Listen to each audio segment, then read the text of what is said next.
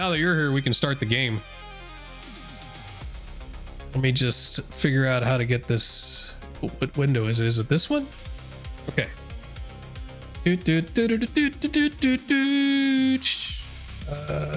think we do this one. There it is.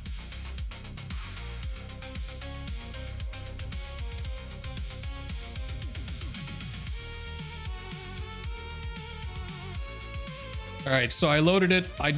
We're at this new version of the Bible. I basically I looked at some of these modules and I figured out that they're very like loosely packed. So I made sure that from now on this thing will follow all of those systems that we have in the Bible. So the GM will actually like use all the systems like the media system and the security system and stuff. So it should be a lot more like to the tone of the sandbox stream or the sandbox missions. One of the things I looked into was karma, like good karma. So basically, if you look here, it says we all have like 2 karma. Yeah, karma pool 2. And what that is that's basically means that you can do a do-over. Like any role you can do a do-over on. Combat or like, you know, like lock picking or something. So if it fails, you can do it. You can do it infinitely until you run out of karma. You regain karma like every 3 days or 4 days or some shit, right? So think of that as like your you know, your do-over thing. When you get 3 karma, this is the new house rule that I made. When you have 3 karma max and something is about to kill you, like basically if you die, like say it's a car bomb or someone shoots you and you die from it, you can burn all of your karma like in 3 to have a saving throw to somehow survive it. And so it'll get rid of all your max karma. You'll be back to 0. We should wait a week minimum between missions to regrow karma. Yeah, we can definitely do that too, because it'll probably have like 3 weeks downtime. And the way you gain more karma is for when we level up, you know, after the mission, we get good karma. For every 10 good karma, you get a +1 max karma. Is that real time or game time? Game time, not real time. Game time will pass, you know, it'll be like a TV show. We won't wait like 20 or 30 days. We'll pass it by and we'll call it downtime. So during the downtime, we'll do our training. You know, we'll beef up our living spaces. Our living spaces have entertainment, security, things to help train us and stuff, like a gym. I gave Kirk cool beans. Him and Real now have a safe house. I gave you guys like a safe house in the industrial zone. It has a gym. It's got some bunk beds. It's not very comfortable, but it's a good place that we could possibly take Maria. So I added that into it. But back to the karma thing. If you die, like you're about to die and your max karma is 3 or above, for every 3 karma it'll be burned into to make you survive. So you'll get like, so let's say you have 6 max karma. It doesn't matter how much karma you have, so feel free to spend your karma pools. It's based on the max karma. So if you have like 6 max karma and you're about to die, it'll roll 2 dice to try to beat whatever is trying to kill you. And depending on the level of success, because you could either survive it, but you'll suffer like a critical wound, you know, like you'll go blind or you'll lose a limb, or, you know, something where it's like, it fits the occasion, like a car bomb, you're very badly burnt. But if you have like, say like 3 or 4 successes, it'll be like Die Hard. You somehow survive something ridiculous and you just get knocked out or some shit, like it's just a flesh wound. So that's kind of in the system. We're still too low level to do that yet, but that's kind of what karma will be used for. So feel free to use your karma or save it. It will be a resource. It will replenish in about 5 days, which means 5 days. So you have 6 karma every month, basically. All right, let's see now. We'll go start it from here. Seattle slides past in wet neon and sodium glare. The rented Ford America pulls away from the Underworld 93 with Maria Mercurial in the back. I'm gonna make sure it looks okay on the stream. Oh yeah, it looks okay. All the words fit on the stream? Does it look all right? Cool. The rented Ford America pulls away from the Underworld with Maria Mercurial in the back seat, alive, shaken, and unwounded. Real has the rear right window covered with an Ares Predator 2. Never Conqueror is in the front passenger seat, teeth clenched. Let's offer her a sedative if she wants it. She probably loves drugs. We'll see. We'll see if there's anything in the med kit. Teeth clenched, shotgun within reach. His armor bloodied where the blast caught him. The med kit is open in his lap. Treatment started but not finished. Kurt's motorcycle tracks the Americar through the rain, close enough to cover, far enough not to look like a convoy unless someone is already watching for one. Slight sedative, yeah, like a Prozac. Maria looks between the back window and Ultranova's eyes in the rear view. Max said he had somewhere, she says, voice low and tight, but I don't know if I trust where Max wants me put. Never Conquer gives a short laugh that turns into a cough. Celebrity protection, same as present transport, except the cargo argues better. Real doesn't look away from the window. Drive first, decide fast. This car gets easier to find every minute we stay predictable. So the reason why Never Conquer was called is because, let's say when Never Conquer was a prison guard, he had to escort prisoners, you know, and like prisoners might want to get broken out, so he had to be really good and make. Yeah, we'll give her a joint. We'll light one up at the safe house.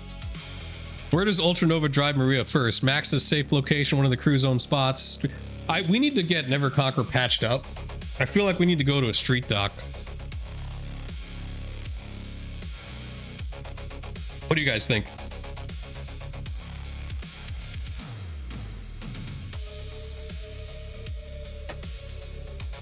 Maria's alive, unwounded, scared, not fully trusting Max. You think Max set us up? Because I don't know, man. He wasn't there. Is the blood under control? No, you have a moderate physical wound. You're doing the med kit treatment, which is in progress. It's 1 out of 10 combat turns completed, if uninterrupted. Let's not rely on Max. That's what I was thinking. That's why I gave you and Real a safe house, because I feel like we can put Maria there, but we need to work out the medical stuff. We can go to the safe house without seeing a doctor, but it might also affect Never Conquer's healing. You know what I mean? Instead of like healing in 2 days or 3 days or whatever, you know, it takes them like 6 days to heal. We're contracted for 5 days, but the contract could have went sour. Max could be a problem. You know, maybe we'll have to work with Maria herself. All right, we'll call the doc for the house visit. Like, so, because I was thinking we go to like an underground clinic.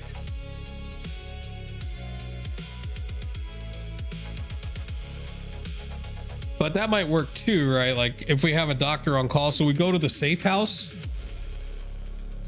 that you and Real have, that you split the bill on. Oh, the underground clinic's the better one? All right.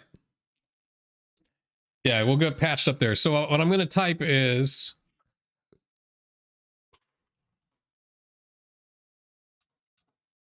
find an underground clinic.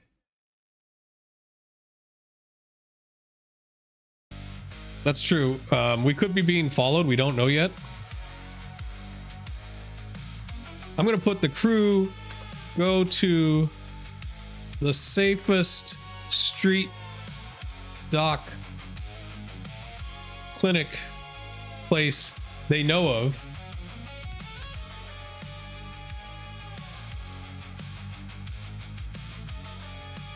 Okay, safest trusted street dock clinic place they know of, because they might have it in their contacts. So I'm just gonna leave that like kind of, you know, we'll just pick whatever. We'll just say they had the discussion. Know of to get Never Conquer healed. Yeah, we if we don't, we know how to find him. Basically, if we don't have like favorites that we trust. But as soon as we go to one, though, if we don't have one, we go to one. That'll be a character in the game from now on. It'll be a trusted contact. Let's see. We'll have Kurt. Well, keep his eyes out for a tail while escorting, and Ultranova will drive. I'm gonna try to, like, you know, take wrong roads and shit like that. Deploy the drone to watch also. I just don't want to do that because then it'll lower my driving skill. And it lowers the drone skill too, so it wouldn't be like super awesome. I think it's in the back, it's in the trunk too, so we'd have to stop. But what I'm gonna do is I'm gonna drive like down back roads and shit. See if sketchies are coming after we park. I got you. Okay. We'll drive.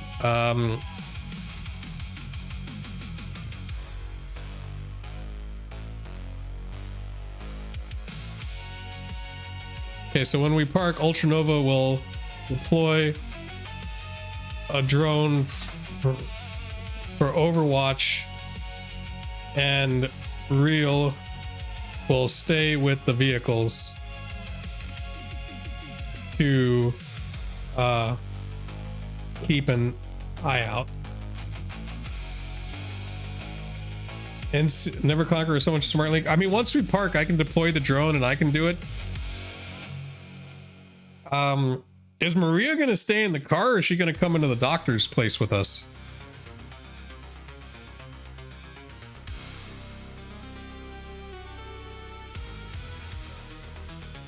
I think you gotta come in with us. Okay. Maria and NC with Kurt will go inside the clinic. Okay, I think that's like everything, right? We don't want to get too detailed because, you know, you never know. But I think that's a good plan.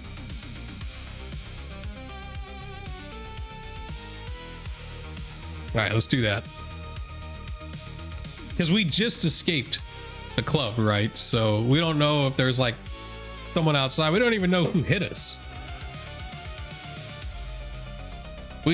We know because the what's it called? Because the AI fucked up and showed us a hit and roll. We know that there was a third person, but we don't know where they were or if they were even in the club or what. There was a third entity. He might have just ran away too. We might have killed the two guys and then he said, fuck this, not worth it, and just left. Which, to be honest, is like, I mean, that's a smart thing. I wouldn't really... They weren't pro, man. That crew was kind of crap.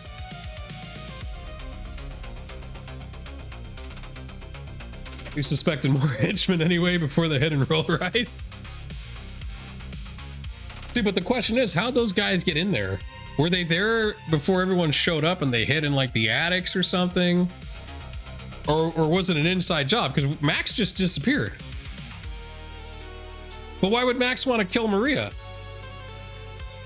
I mean, he paid us barely anything for this job. Like, I feel like $1,000 a day, like 5K Nguyen for 5 days. They probably were inside. Yeah, it was either like the club security, Max, or some other inside job, because it just seemed too silly. But they were also fucking amateurs because they tried to kill her on stage. Insurance payout.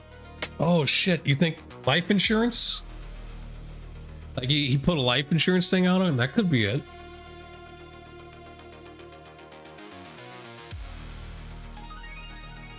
And also, how well does Maria trust Max?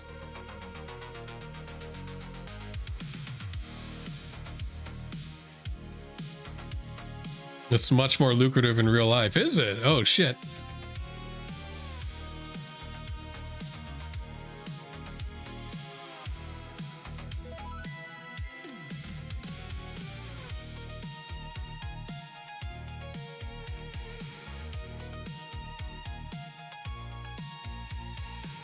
Celebs have actual celebrity insurance? Oh, I bet they do. I bet it's like, it's a premium. It's why like movies cost way more money now to be unknown, right? Because they have to pay all these insurance. It's why you can't do like shows like Double Dare anymore too, because the show has to be insured.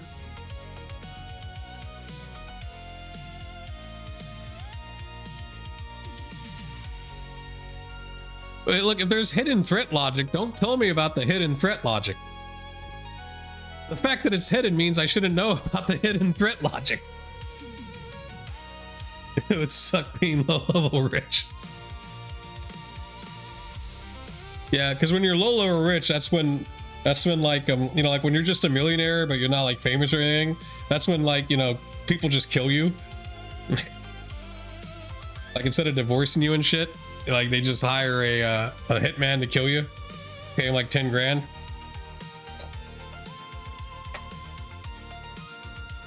Yeah, because everyone is after you and you can't pay enough for elites. Right, exactly. You know, I might not show the AI's thinking anymore because I feel like it fucking tells us shit that we don't, you know, like it spoils shit. AI is such a spoiler, man.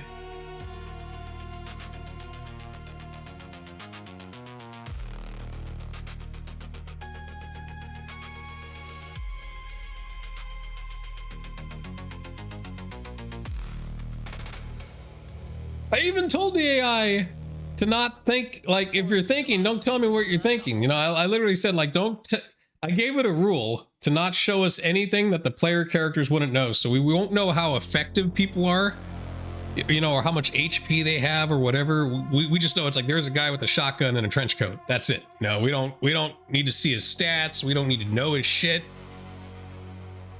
Unless we had some kind of like, you know, edge, which our edges are like traits to see that. Make the thinking text the same color as the background. Ding. It's really taking a sweet ass time figuring out what doctor we need to see.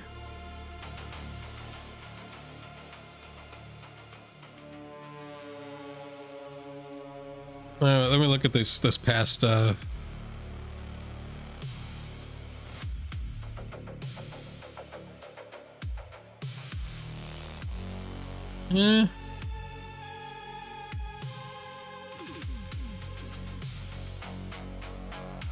Hey, are you done? No, you're still thinking.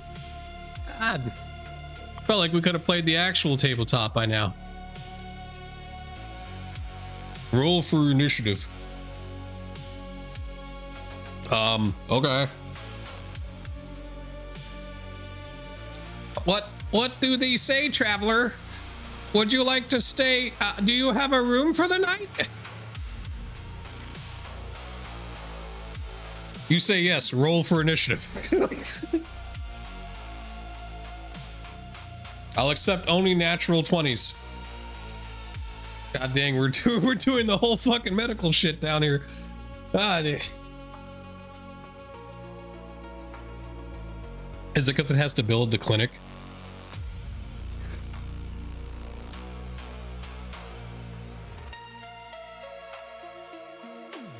Oh shit, okay, it took it 5 minutes to figure this out. Alright, rain turns Seattle into a smear of brake lights and reflected Trid billboards. Ultranova does not drive straight to the clinic. He cuts south, misses an obvious arterial on purpose, loops through an ugly service road behind shuttered warehouses, then takes a left late enough that anyone following clean would have to show themselves. Kirk goes to the Americar on the bike, sometimes close, sometimes a block back, watching mirrors, windows, and the rhythm of traffic instead of any one car. Nothing visible sticks. Not nothing in the world, just nothing Kirk can call a tale. Neverconquer keeps pressure on the wound, jaw tight, one hand brace against the dash as the America slides through wet turns. Next time, he mutters, we take the job where the pop star bleeds for me. I hear that version pays better. Maria says nothing, her hood is up. Her face is pale in the streetlight wash. Neverconquer gets a short call out through a security side retainer network.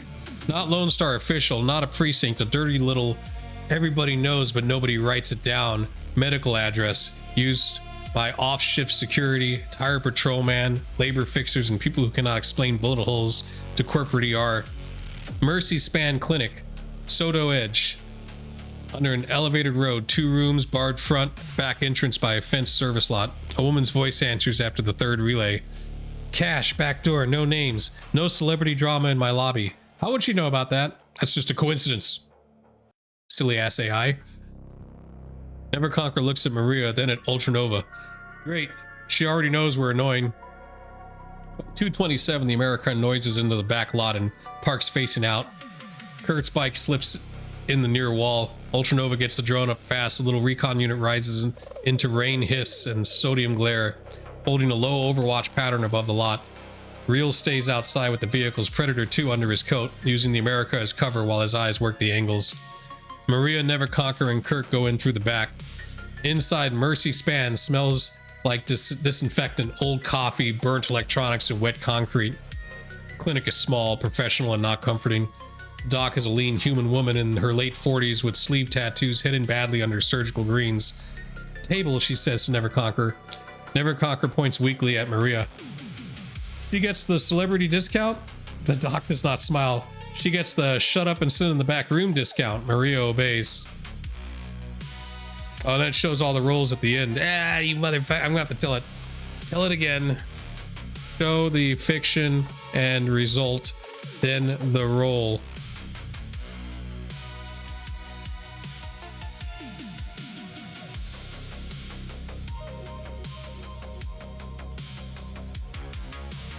Don't show the rolls at the end. There we go. Okay, so while it's doing that, I can read this shit.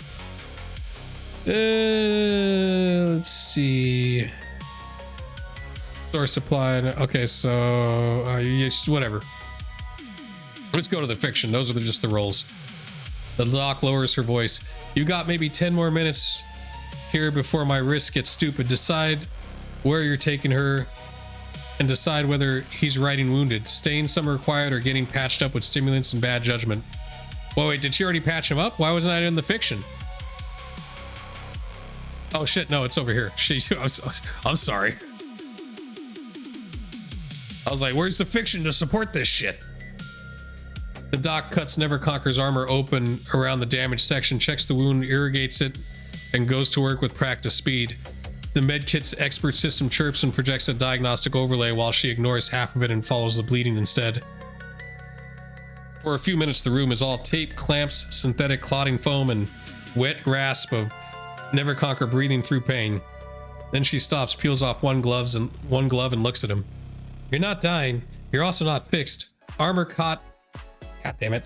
Armor caught enough to keep this from opening you up worse. But the trauma's deep.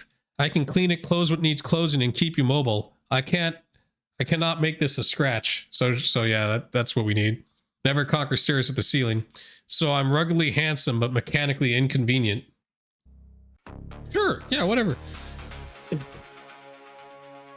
You're a moderate physical wound with attitude.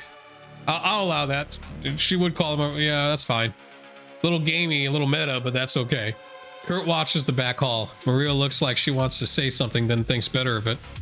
The doc seals the bandage tight under a fresh compression wrap and tosses a bloodied pad into the biohazard slot. You keep running tonight, he stays hurt. You let him rest, he has a real chance to improve. You put him in another firefight, you may be paying me to save the same idiot twice. Kinda harsh. Where's your bedside manner, Doc? Doc lowers her voice. You got maybe 10 more minutes before my wrist gets stupid. Decide where you're taking her and decide whether he's riding wounded. Staying somewhere quiet or getting patched up with stimulants and bad judgment. Maria looks towards Ultranova's direction through the clinic wall like she can see the car. Please don't take me back to Max without thinking it through, she says. I know he's my manager, I know, but I don't know who's watching him. Neverconquer sits up slowly and winces. Congratulations, we've upgraded from bodyguard work to celebrity chess with blood loss. Your call. Does the crew keep Neverconquer in the field wounded? Stash him? Why are you telling me this? Don't tell me this shit. Here. Don't give recommendations unless in character from a NPC. Yeah. All right. I feel like we patch him up, right? And then we go to the safe house. The doc already did the doc? Oh well, fuck it.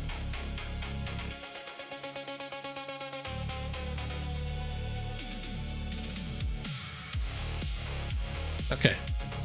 So we'll patch him up, take him to the safe house, take Maria to the safe house, talk to Maria on the drive, right? So like, okay, so like Ultranova drives the car, Maria is in back, NC is in passenger seat, Kurt is on his bike.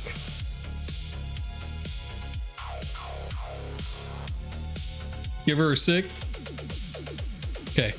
After NC is patched enough to move, they will go to Kurt and Real's safe house.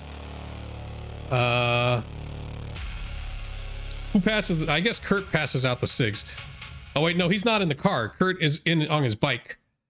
Never Conquer passes out cigs to the crew in the car. I'm gonna put her in the glove box.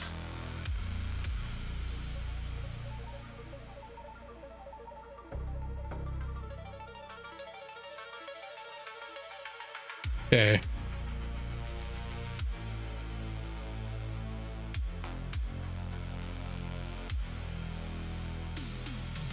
Ultranova will take a route that will be hard to tail. On the drive,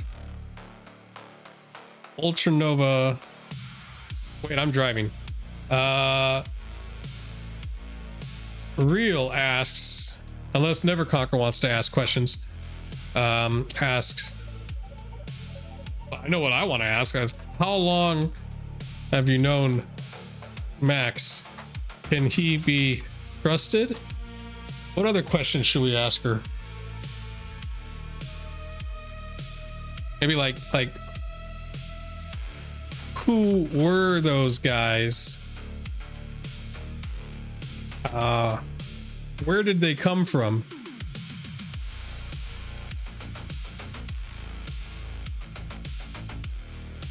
I think that's kind of it. I don't know if I want to ask her any other questions than that. At least for now. I mean, when we get to the safe house, we could probably ask her more. I'm gonna do it.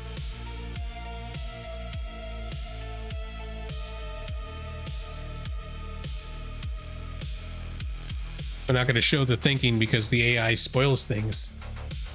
Does she have crazy fans? Okay. NC asks, does she have crazy fans? Maybe a stalker?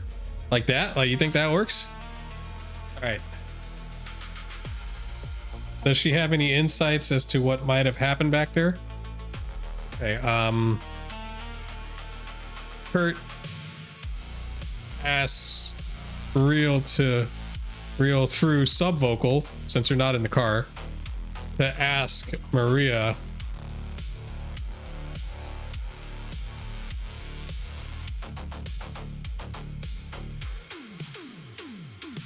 Okay, so all those questions.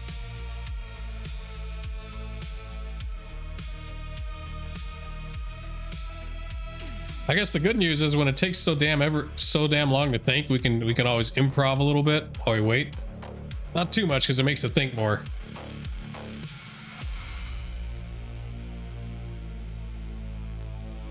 All right, I got to pick a new soundtrack. This one's done. One that won't get me copyright struck. That's the key.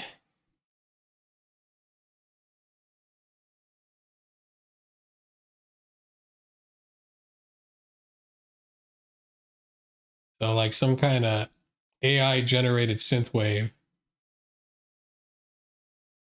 Oh, like Killer Instinct. Yeah, that works. We were doing that last night as well. What was she going to say in the clinic but thought against it? Oh, you're right. Okay.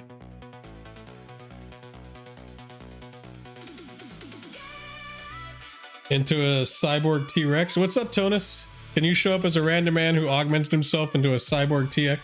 Do you want to be like in the run, or do you just want to be an NPC? Like you gave yourself little T-Rex arms?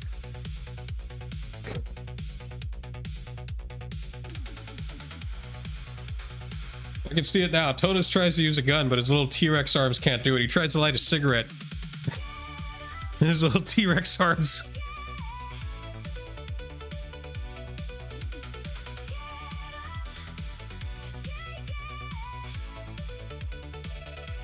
You don't need to be a main part. Okay. I mean, I'll do it. I'll make you a freak.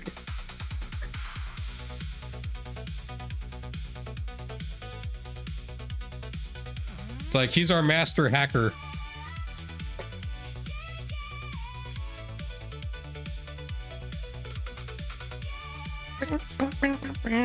Oh, that's right. We need to ask her too, like what she was gonna say in the clinic.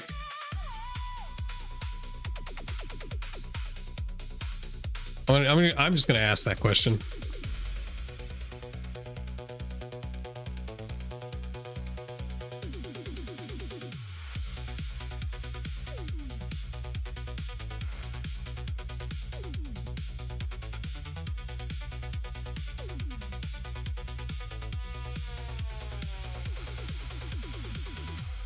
And killer instinct.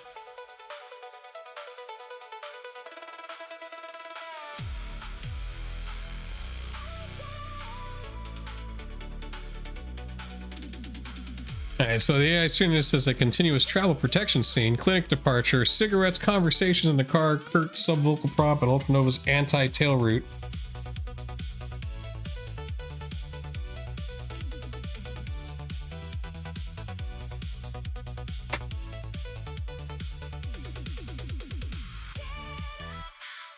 How long did it take the last one to go through?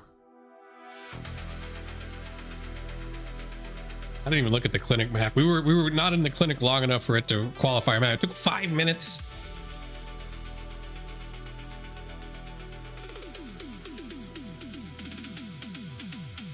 Sometimes I think it's also like the modules are a little bit slower than the sandbox because it checks a lot of the module stuff. Though the mission structure is better.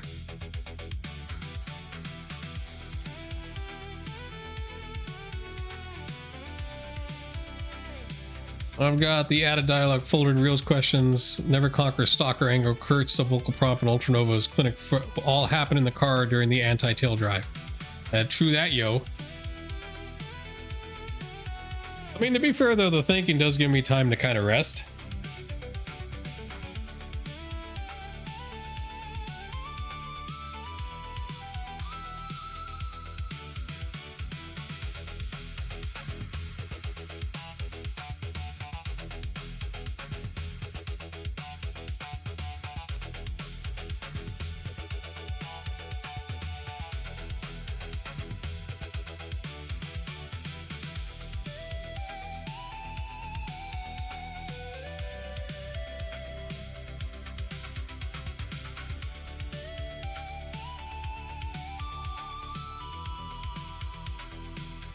I should improvise some real life guitar riffs during the waits. Yeah, I could do. Oh shit, no, I'm done. I just whip out the guitar. All right, Ultranova 5K recalls the drone from its rain-soaked perch over Mercy Span before the crew rolls out. I'm glad the AI remembered that because I fucking forgot. I probably could do it. I probably could. I mean, for 5 minutes. I should just improv to like guitar backing tracks. Just have the guitar to my right. I got to figure out the logistics of doing that though. It drops low between the service lights, skims in under the elevated road, and folds back into the AmeriCar trunk with the rest of the heavy kit. Then the car pulls out slow, boring, and legal looking. Never Conquer is back in the front passenger seat. He is pale under the street light, still carrying the wound but mobile. Maria sits in the back beside Real. Kurt's bike rolls out last, hanging back just far enough to watch the wake of the AmeriCar leaves behind. Okay, so at least it was kind enough to recover my drone.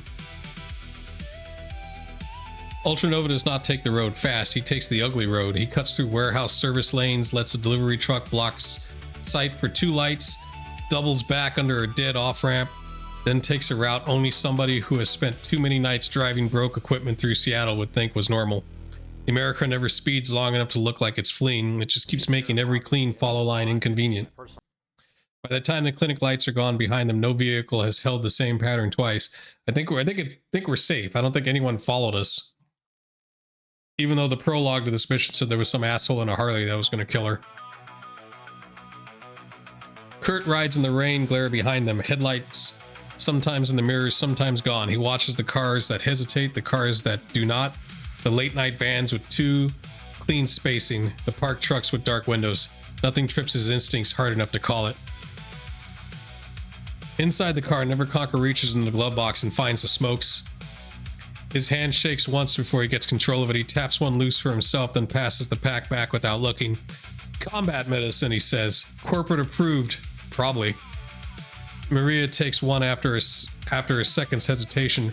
Real does too. Ultranova gets one offered forward, but keeps both hands doing the important work until the next red light.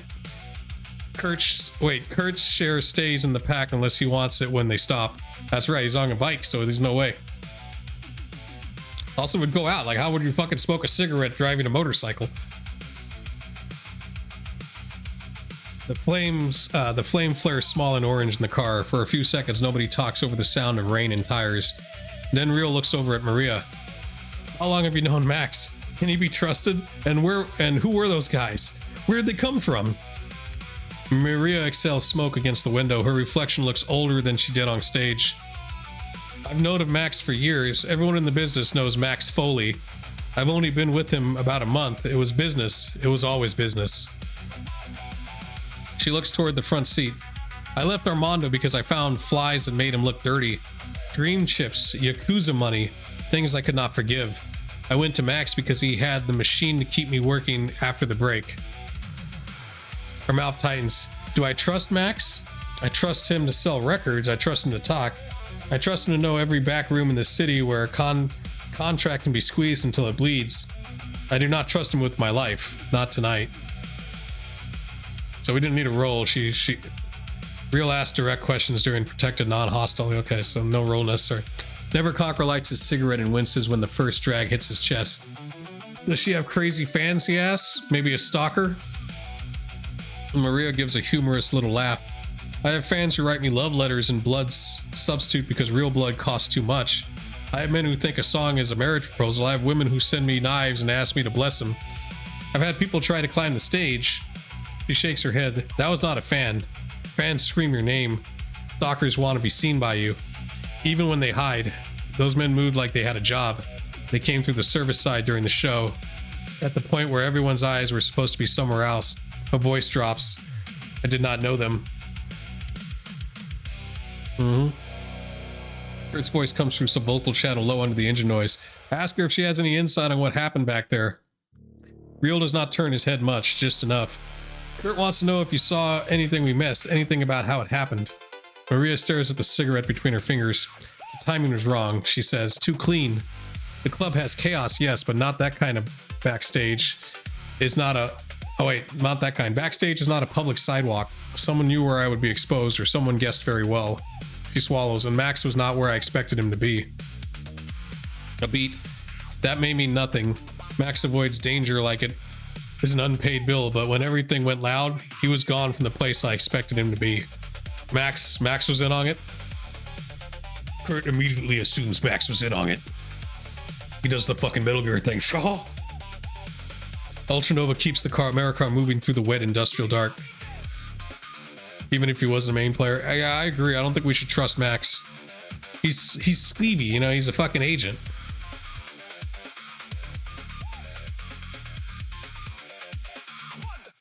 Alright.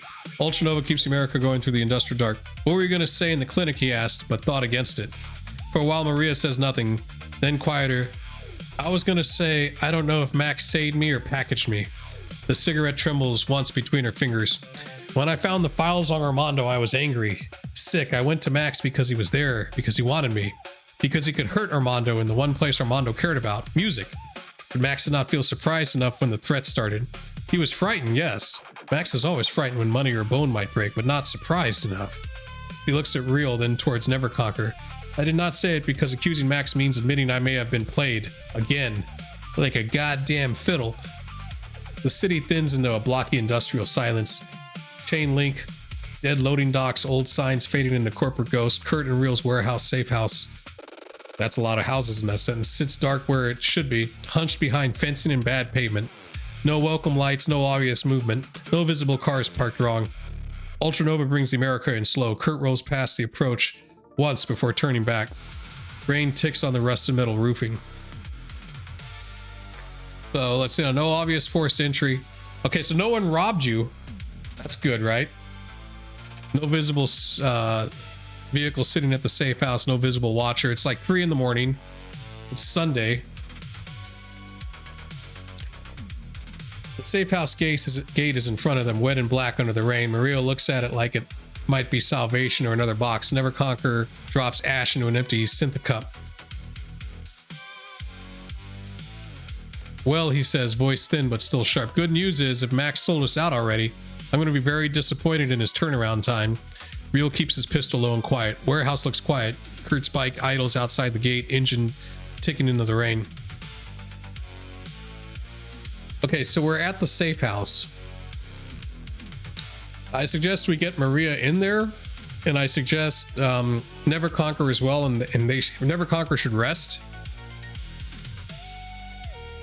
I want to quip that she may not be used to living in such luxury we provide, but she'll adapt. Okay, I'll open with that. And so what will probably happen is, like, a couple of things need to happen, right? We need to get another, like, either an extension on the rent-a-car, you know, for 5 days, or get another car after this car is done. But I think it'd be easier if Never Conquer just calls and gets an extension. Not now, it's like 3 in the fucking morning. I think Ultra Nova needs to go home. You know, he's got a wife and kids, so he'll go home. You want to change cars? Okay, so we won't renew the rental. We'll switch it out. Shit, what else needs to happen? Oh, yeah. Kurt, since you're like the security guy and you're not wounded, unlike Never Conquer, you start setting up like sound traps and shit. You know what I mean? Like you know, you beef up the security in the place, because it's basically an abandoned warehouse. I don't think it has a camera system or anything like that. You know, it's just that. Peter Piper used the smart buying tools. Shit. Okay, so I'm gonna put, Kurt says I want to, yeah, you do the quip, and then the crew get Maria into the safe house. NC needs to rest tonight. So Never Conquer will take it easy. Kurt will set up surveillance. I don't know if you have like audio and cameras. I think you mainly have like sound traps that you can set up and stuff like that, but you know, I'll see. Kurt will set up audio and cameras if he can. If not, he will set up sound traps and noise traps. Anything to beef up the security.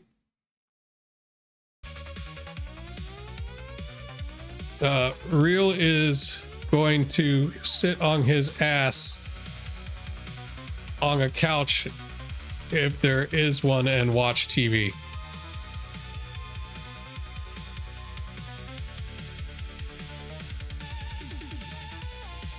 He's paying attention to the news stories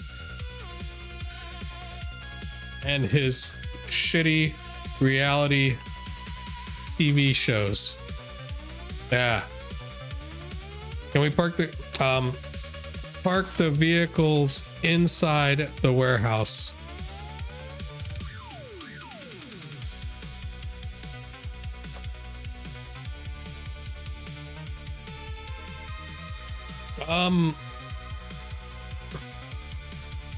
Shit, I just realized, how the fuck is Ultra Nova getting back home?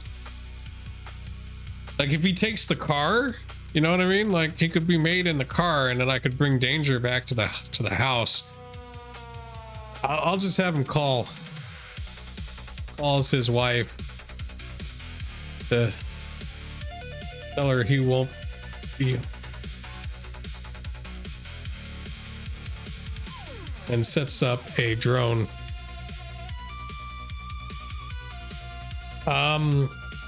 We'll do a night shift. The crew and Maria will rest. The crew will take turns. Yeah, we're under some heat right now. That's true. We don't even know what's going on until we see, like, oh shit, Ultra Nova can probably like check out the forums, right? He can check out ShadowNet but the crew will take turns on the watch until like it's like 3 o'clock in the morning, like probably late morning is when we get enough sleep.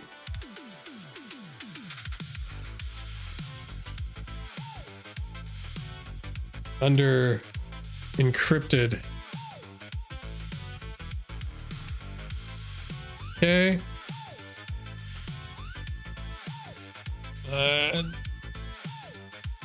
Okay, so that gives us enough like rest period time.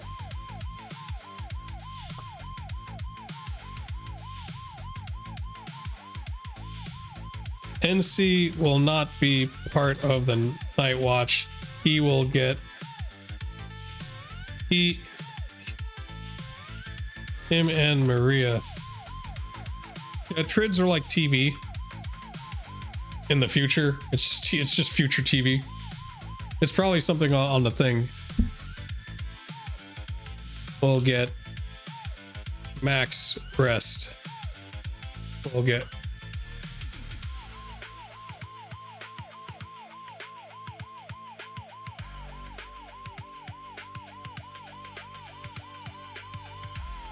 okay.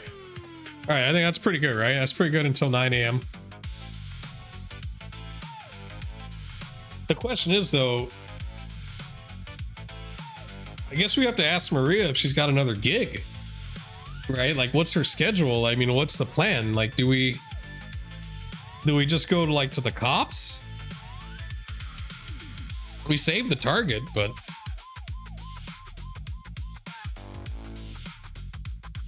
we got to contact her agent, but it sounds to me like that agent can't be trusted.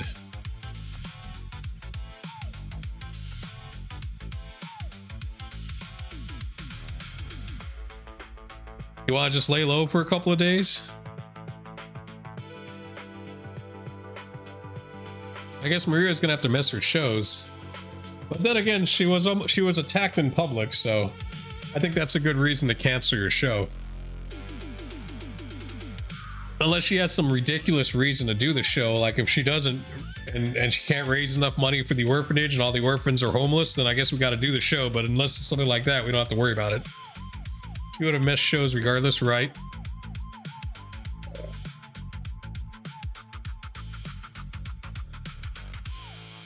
What if she's like really into the show must go on kind of shit, you know, like you gotta always be smiling. I don't think she's that type of entertainer type. She's not a theater person, you know. She's more cool.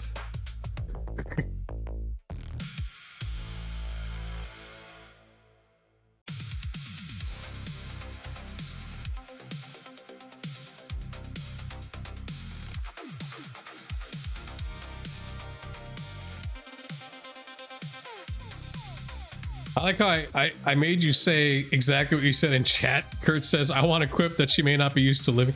I should have put Kurt makes a quip that she may not be. Yeah, I should have did that. Ah, fuck it. Hopefully the AI fixed it and you don't sound like a weirdo. Maybe that's part of how you talk. You make these weird statements. I want to do this. You don't talk in third person. You always proclaim, I want to say, you suck. We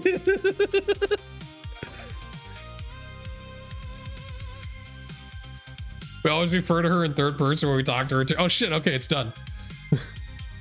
The warehouse gate rattles open under Kurt's hand, chain dragging wet across concrete. The safe house beyond it is all shadow, old machine smell, patched wiring, and the kind of silence that only happens in dead industrial zones after 3 a.m.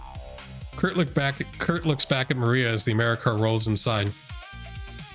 I know, he says, deadpan. You may not be used to living in the kind of luxury we provide here, but you'll adapt. Okay, so it didn't ruin you. It didn't make you stupid. Maria steps out, looks at the cracked concrete floor, the old weight bench, the battered couch, the exposed beams, and the suspicious stain nobody has claimed responsibility for. This is where songs go to die, she says. Should I make them like stop making these poetic lines, or I'm like no one talks like this. No, that's I'll let that one pass. She is an artsy person. Never conquer One hand pressed in his bandaged side, squints at the couch. No, that couch already killed 3 songs and a drummer. All right, we got safe house security protection detail. We're using all those subsystems. We're healing rest, vehicle storage. Damn, that's a lot of subsystems. Oh, we got a map. Shit. The America goes inside first. Kurt eases the bike in after it, kills the engine and pulls the gate shut behind him. The warehouse swallows both vehicles from the street. Place goes back to looking abandoned. Bad roofline, dead windows, chain link, and nobody worth robbing unless you know better. Okay, so here's the layout, right? So it looks like we got the car and the bike in the middle. There's an old workbench, another workbench, rear bay doors, chain gate, street side. We got an old office, storage cage, stairs. We got a couch and a TV. Fuck yeah. We got gear shelves. That's cool. Mezzanine. Okay. So that's kind of the layout. Elevated interior, look down if occupied. So you can see from this angle everything here. Although this is a weight bench. So yeah, you have a little gym. I gave you guys a gym. Need more beds. I told it to give you guys bunk beds. I don't. Maybe they're upstairs. Kurt moves like this place has muscle memory for him. He checks the gate, side door, back office, broken window panels, old service hatch, and starts making the warehouse meaner. He gets 2 cheap cameras back into play, one watching the vehicle bay, one watching the side approach through dirty upper pane. The audio is uglier but useful. A contact mic on the gate, a cheap pickup near the side door, a loose chain balanced on the service hatch, and a glass and wire noise trap on the office hall. Nothing pretty, enough that a careful person has to work for silence. All right, so let's see now. Your security systems is 4. You had to beat a 5. Since it's 4, you rolled 4 dice. You got 1 5, so that gave you 1 success.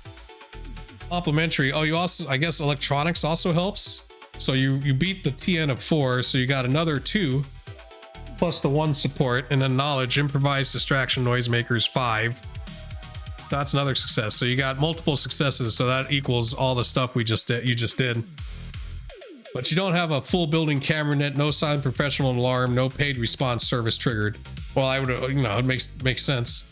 Effective setup quality, solid street runner, temporary hardening, not a fortress. Good enough. Real claims the couch with the solemnity of a man accepting command of a doomed ship. He keeps the predator close, kicks the trid until it stops rolling vertically and starts flipping between the news, public safety crawls, and terrible reality trash. The first hard news cut is careful and bloodless. The tabloid cut is not. Kong 6 has shaky witness footage from outside Underworld 93. Rain, screaming, the club sign, a burst of bodies moving, and 3 different commenters saying exclusive over the same 30 seconds of smoke and panic. That's about right. No clear face, no clean plate. Maria is reported alive. The broadcast keeps calling the protectors mystery security personnel and possible shadow assets. Real snorts. Possible shadow assets. That's what they call you when they don't know if you're hot enough for a scandal yet. Then the channel hard cuts to Who Wants to Marry a Dragon, where a contestant in a silver dress is sobbing because she got eliminated during Asset Disclosure Week. Alright, so that's what's going on in the news. Ultranova steps away from the vehicles and makes the encrypted call. The line does not stay open long. He keeps it tight. He will not be home tonight. Work went bad. He is alive. He cannot talk details, and he will check in again when he can. Cosmic Spiderweb's voice comes back low and controlled, but not calm. You sound like you're trying not to sound hurt. A beat. Fine. Don't bring the storm to the house. Don't get cute with whatever followed you, and if you need me, say it plain. Ultranova gives her what he can without giving the night away. The call ends with the kind of silence that says she is angry because she is scared, and scared because she understands enough. Well, at least my encrypted call works. Shit, look at that. I rolled 6 dice. Boom. Got 2 success. That's not bad. Ultranova unloads the drone gear from the America and builds a night watch into the building. The roto drone gets a quiet exterior rotation, low, intimate, not a constant buzzing beacon. The crawler gets parked inside near the bay, lens angled across the gate line and vehicle noises. The feed comes back grainy in the rain, but usable. Kurt's cheap camera angles get folded into the same watch posture. It gives them eyes, not certainty. Oh look, I got a name now. My drone's a Nissan. My crawler is an Aztechnology. The Aztechnology line. Huh. That's one of the things I wanted to tighten up, is actually give our equipment names, not just random shit. Like, I think Never Conquer Shotgun has a name now too. It's not just Shotgun. Maria gets the least awful bunk, and Never Conquer gets put down where he can sleep without having to climb anything.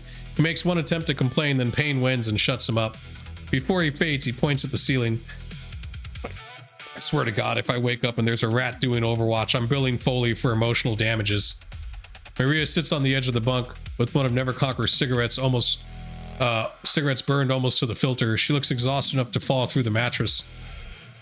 Tell your friend, she says quietly, meaning Kurt. I've stayed in worse places. They just had better lighting. Never Conquer gives her a weak thumbs up and passes out. All right, let's see. Never Conquer's physical wound. Clinic care cleaned and stabilized the wound, but did not reduce it. Let me get the music back on. Okay. It takes about 5 days with appropriate rest, assuming no worsen. So Never Conquer can heal to light, moderate to light in 5 days. So he's pretty much kind of hurt throughout most of the run now. Not useless. You know, he just suffers a +2 on his rolls. So that means he'll have to roll 2 higher than he normally would to succeed. The watch settles into ugly rhythm. Kurt takes the first hard stretch while the traps are fresh in his head. Real takes the couch and trid shift, half watching the screens, half watching the camera feed. Ultranova takes the late morning edge after working the boards, eyes gritty from neon and bad sleep. Nobody makes Never Conquer stand watch. Nobody leaves Maria alone. The rain keeps tapping the roof. No one kicks the gate in before morning. Around late morning, Ultranova gets onto the boards. Not deep host diving, no corporate system, no IC fight, just runner boards, public chatter, Shadowland adjacent smoke. Shadowland, I believe, is the 4chan or the anonymous like message boards where runners talk. It's the unfiltered rumor mill that the corporates don't control, like news. The corporates control that, so whatever we see on the news always has some kind of angle. Right, and the kind of semi-anonymous noise where truth and garbage drink from the same glass. The open news is already chasing Maria. The runner boards are nastier and smarter. One Shadowland Seattle thread has the title, Mercurial hit, Underworld 93 was not fan noise. The useful posts agree on a few things. The timing looked too clean, service side movement matters, and the attack did not look like a lone obsessive. A couple posters float Yakuza heat because Maria's break with Armando has been gossiped for weeks. Another calls it a Max Foley publicity stunt and gets mocked hard. Someone claims to have seen a wounded bodyguard move out, but the clip is bad enough that it could be anybody in armored clothing. No one posts a clean image of the crew. Not yet. All right, so our identities are still kind of not tied to it. By about 10:45 a.m., the warehouse is stale with smoke, old coffee, cheap soy breakfast, and damp concrete. Maria wakes looking less panicked and more hollowed out. Never Conquer wakes once, swears at the pain, and goes still again. Real's terrible reality show has looped into a reunion special where 3 contestants accuse each other of dragon fishing. Damn. Is that like catfishing? But with dragons? Kurt's noise traps are still in place. Ultranova's feed shows wet pavement, a locked gate, and the city has not forgotten him. Maria comes out of the office wrapped in somebody's spare jacket. Max is gonna call, she says, if he hasn't already. Sydney too, maybe. And if the news has it, Armando has it. She looks at the warehouse around her. I need to know who is lying to me. Should we just ask her what she wants to do? Like, we don't have to do what she wants to do, but we can hear what her plan is.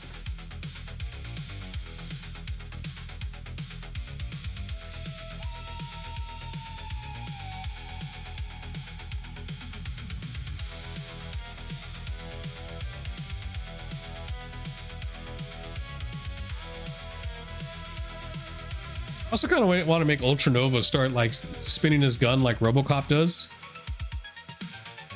I think that'd be cool.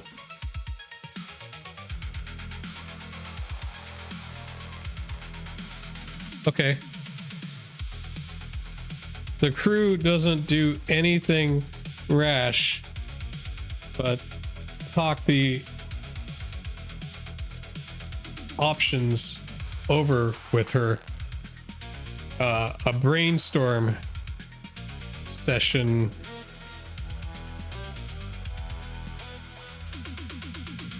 War room planning. There we go. I think that works, right?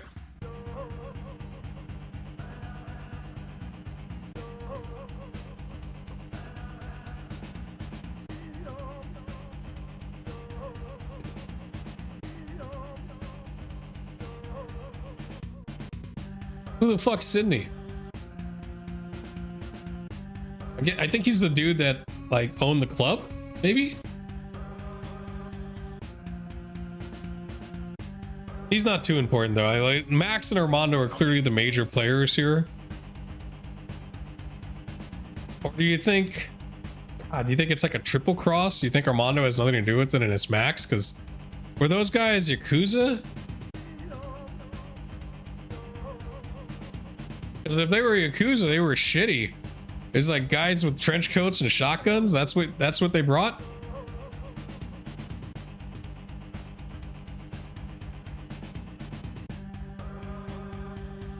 They were hired Halloweeners. I think so. Yeah, because it did mention the Halloweeners. So they were like a gang. They weren't even Yakuza. Because I feel like Yakuza, number one, wouldn't try to kill her in public. You know, you wait until she's moving or out of the building or something, then kill her. Yeah, or if you're gonna pull a shit like that, you'd have drivers outside too. You'd have an escape plan. What was their escape plan? Maybe there was a driver outside. We don't know. There was one hit and roll. We don't know where the fuck that person was. They were budget and Max was very budget minded. It sounds like you've got the idea going here. And the question is, oh shit, that didn't take too long at all. 28 seconds. All right, late morning at the warehouse has not become a stampede.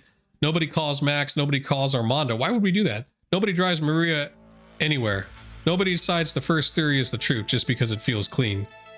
They turn the office into a war room because it is the least bad room in the building. Real stays on the couch with the trid low, flipping between the Maria coverage and the awful reality trash. Kurt drags a warped folding table into the middle of the room and starts clearing space with one arm. Ultranova brings up the message board notes and camera drone feeds, where everyone can see.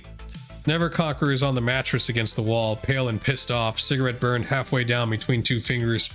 Maria sits in the spare jacket, legs tucked under her, looking at the board like it might accuse her personally. Kurt writes 4 names across a scrap of cardboard in black marker. Max Foley, Armando Hernandez, Underworld 93, Sydney, fan, stalker, third party. Okay, so that's our leads.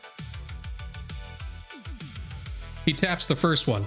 Max had the job, the money, the timing, and maybe the least surprise. Doesn't mean he did it. Means he stays on the board. Maria nods once.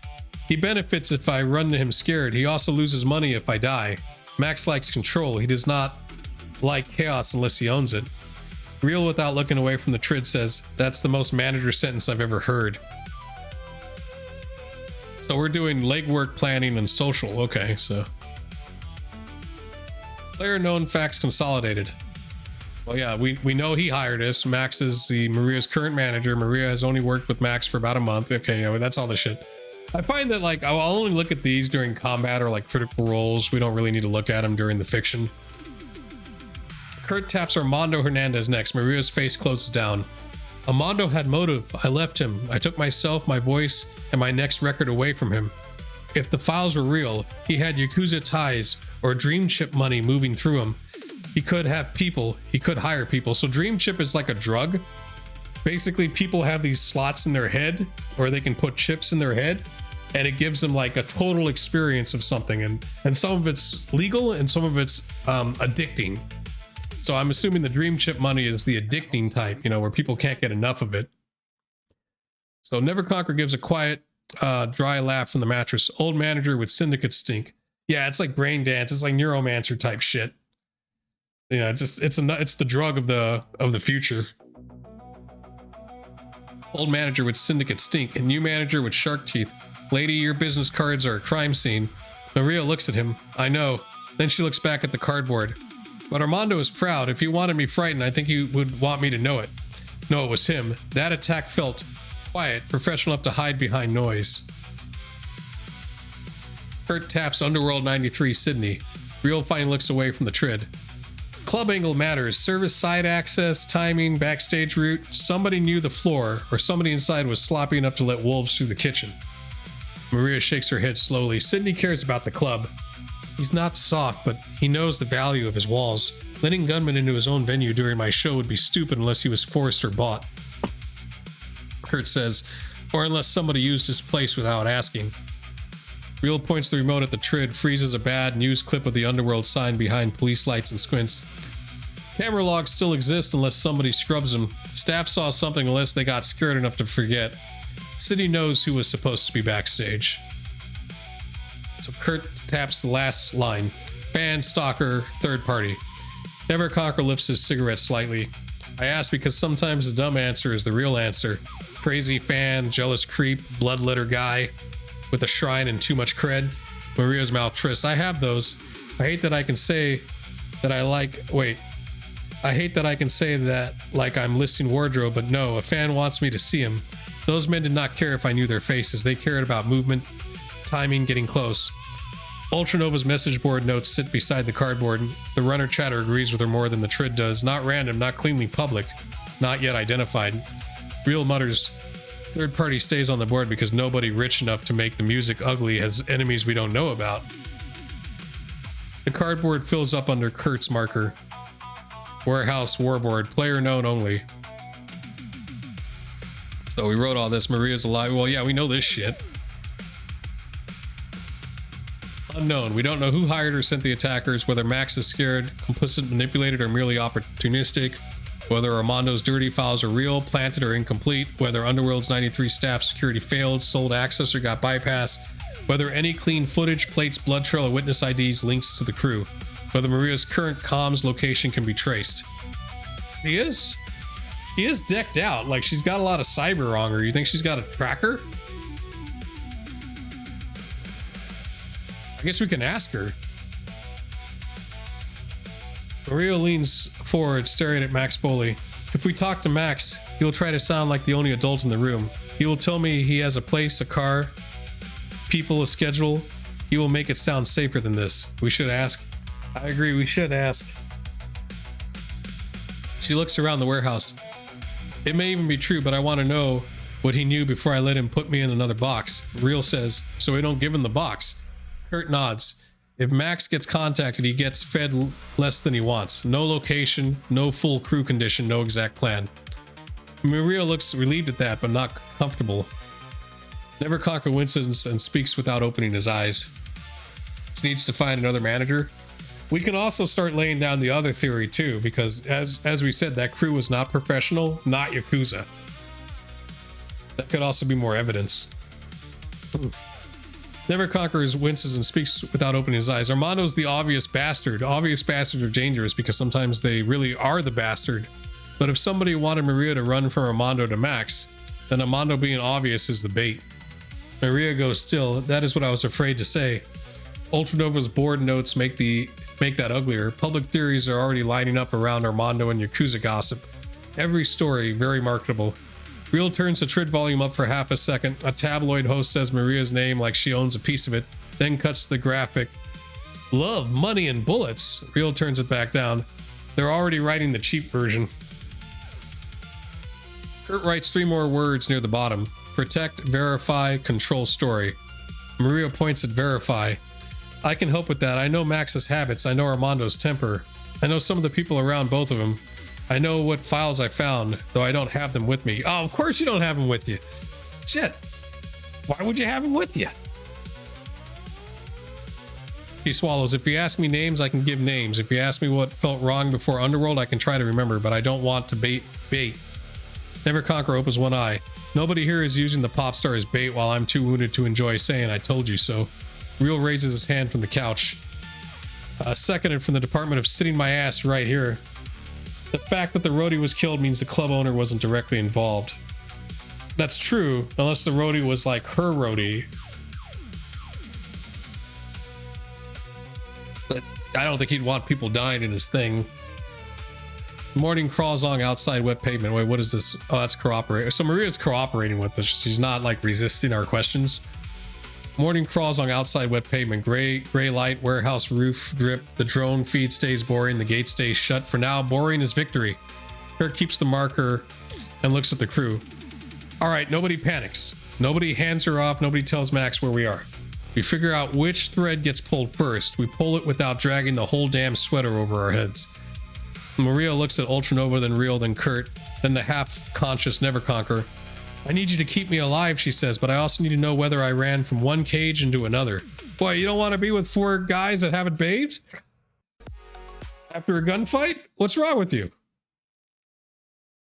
You don't like sharing the one bathroom that's in the warehouse with us? What the fuck? The cardboard sits between them, ugly and useful. The first real move is still unmade.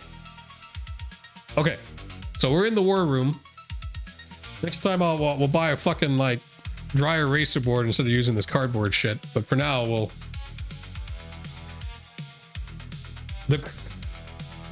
we ask. We could change locations if she wants. We don't have another place. We'd have to go find one. What, like a cheap hotel? I think I like the industrial place though, because there's no people outside. You know what I mean? There's no, it's easier to spot someone eyeballing the place. At an abandoned warehouse, it looks like it's like no one can see it.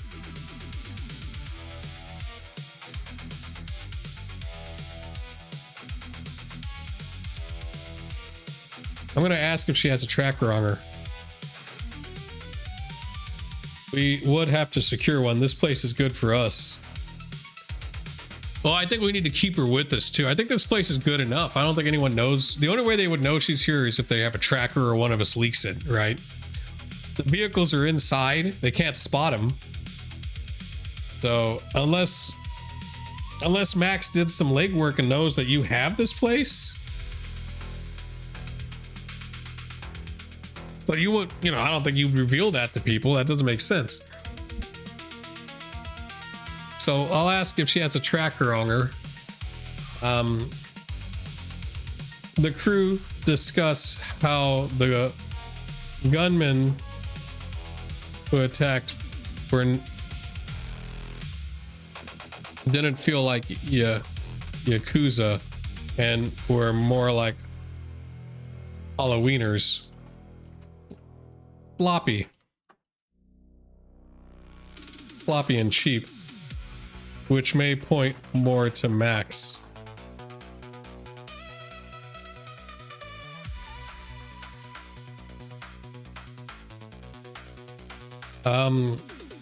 Ultranova.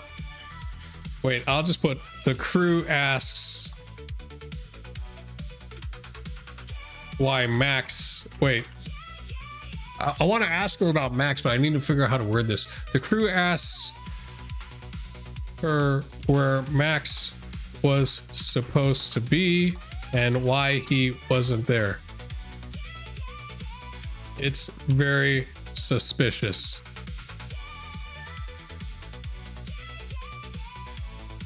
I feel like Armando is a red herring. He's bait. I think we need to verify things. Like, number one, we need to go and find her the evidence that she got, because I think I can check it, right? I have computer and electronic skills, so I can check it and see if it was forged. First off, if it is forged, then it's Max, right? If that's the case, we can contact Armando. He might be willing to work with us.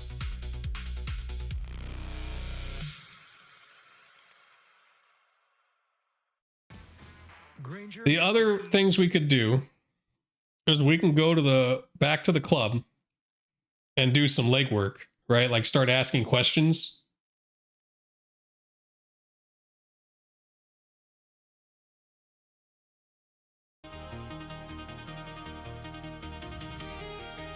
But I think we need to find out where those files are. If they're easy to get, we'll get them.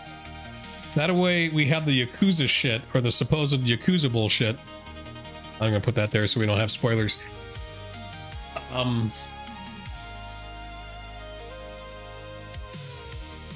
Stalk Max and interrogate him.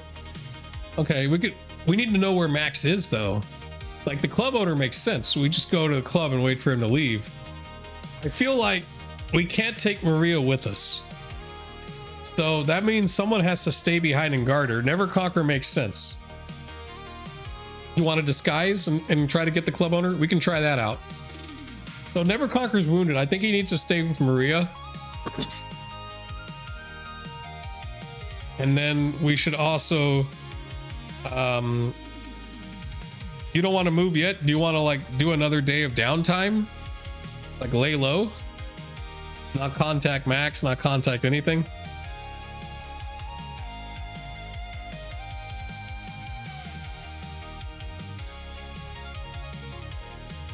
You want to stay together for heat to die down? I think heat dies down. I don't know how to... I know in the core rules it dies down by 1 every month. When they reappear in public, we can get them. So you want to make this like a longer thing then? You want to kind of like drag it on for like a week or two? How long should we stay? You know, should we stay down? You want to do that? Okay. Oh shit, Ultranova's gonna have to call his wife again. Tell her to tell the neighbors that he's on vacation or in a business trip, even though he lost his job. Keep the cover up.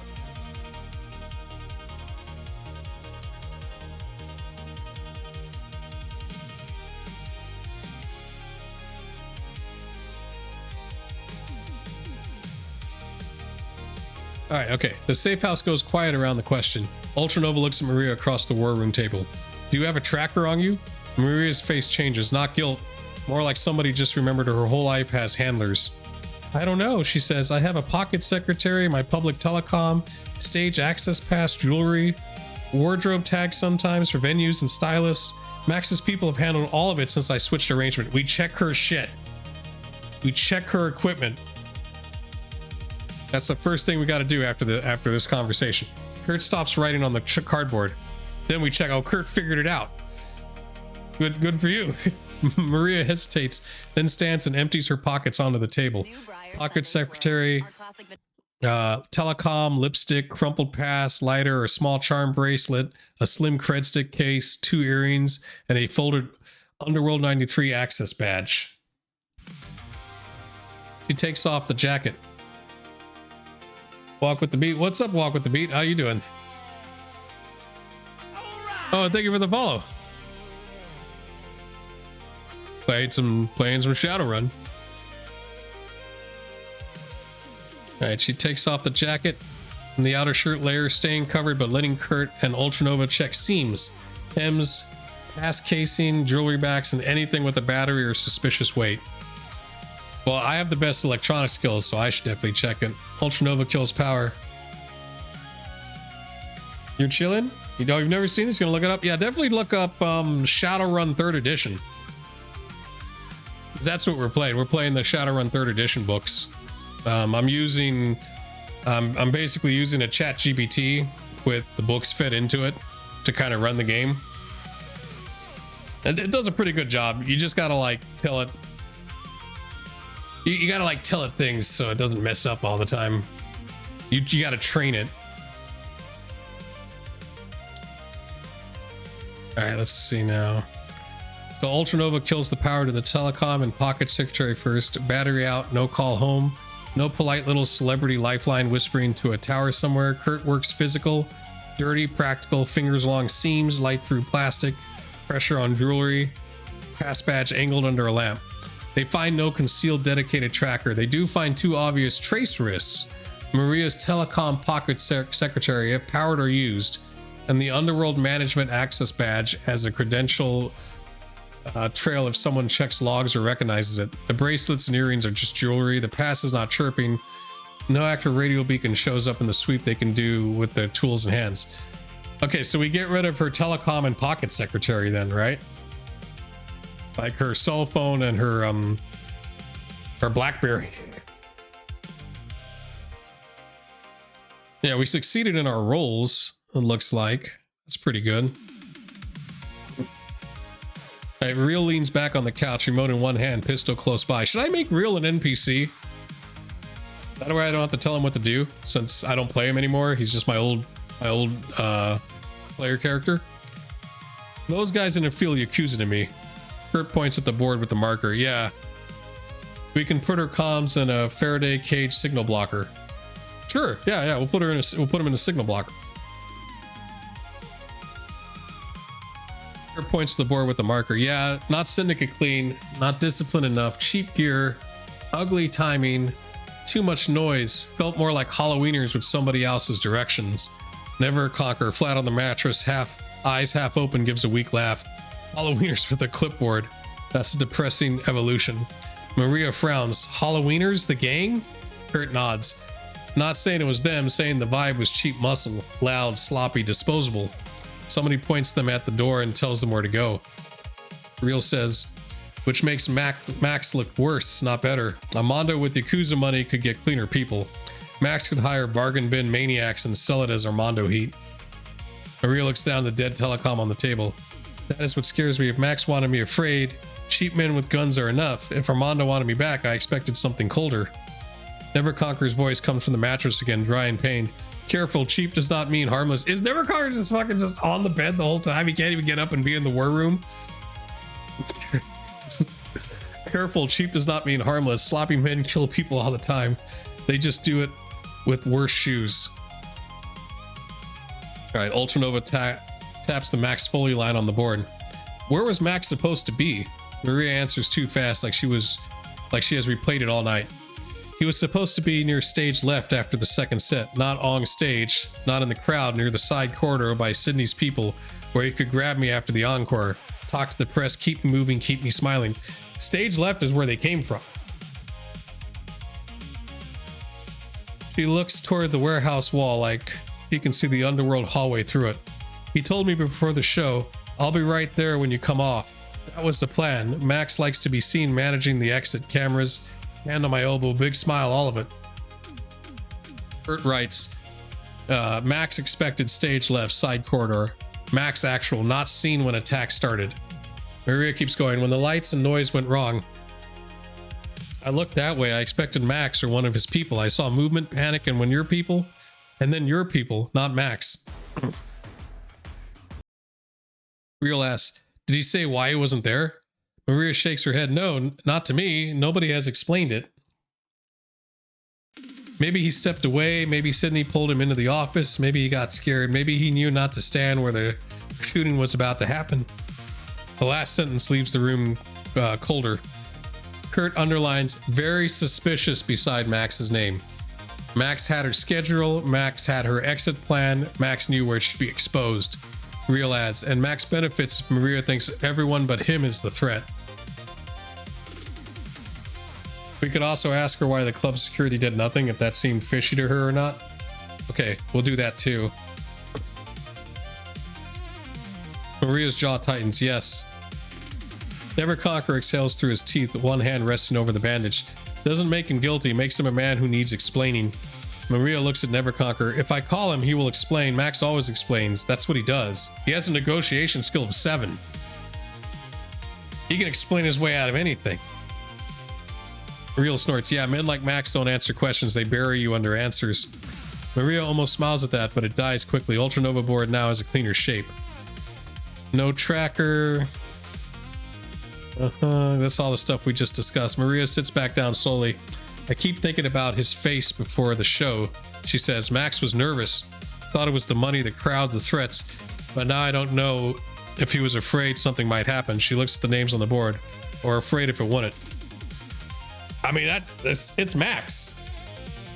I feel like there's too much evidence to it, right? Okay, so we take her. Well, okay, so we put her comms.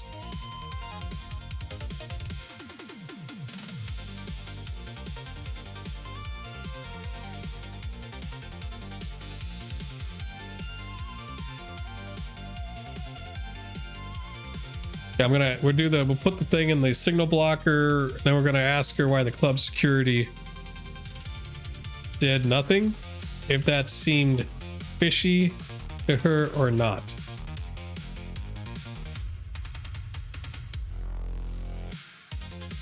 He might also have been threatened or paid off, but either way he was directing.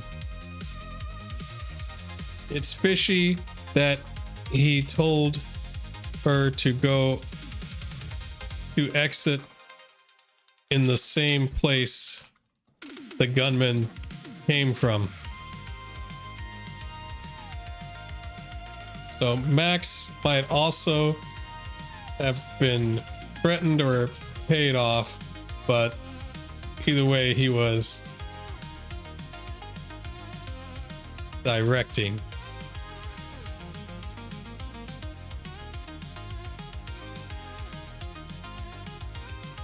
That Max told, don't say he. Oh wait, where?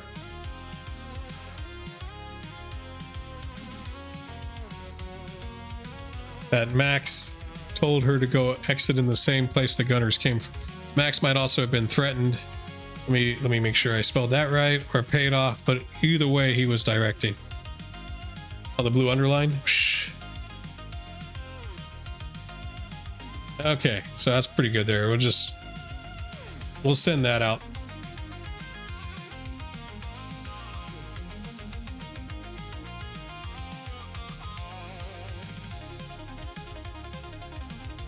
So do you think we should like do you think we should try to get Max?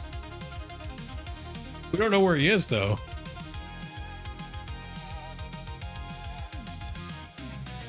The underline was where you wrote when you asked where. Oh, okay.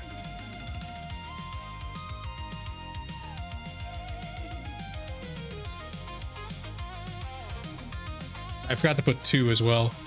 Go to the exit. What I should do is like try to get voice chat or voice commands.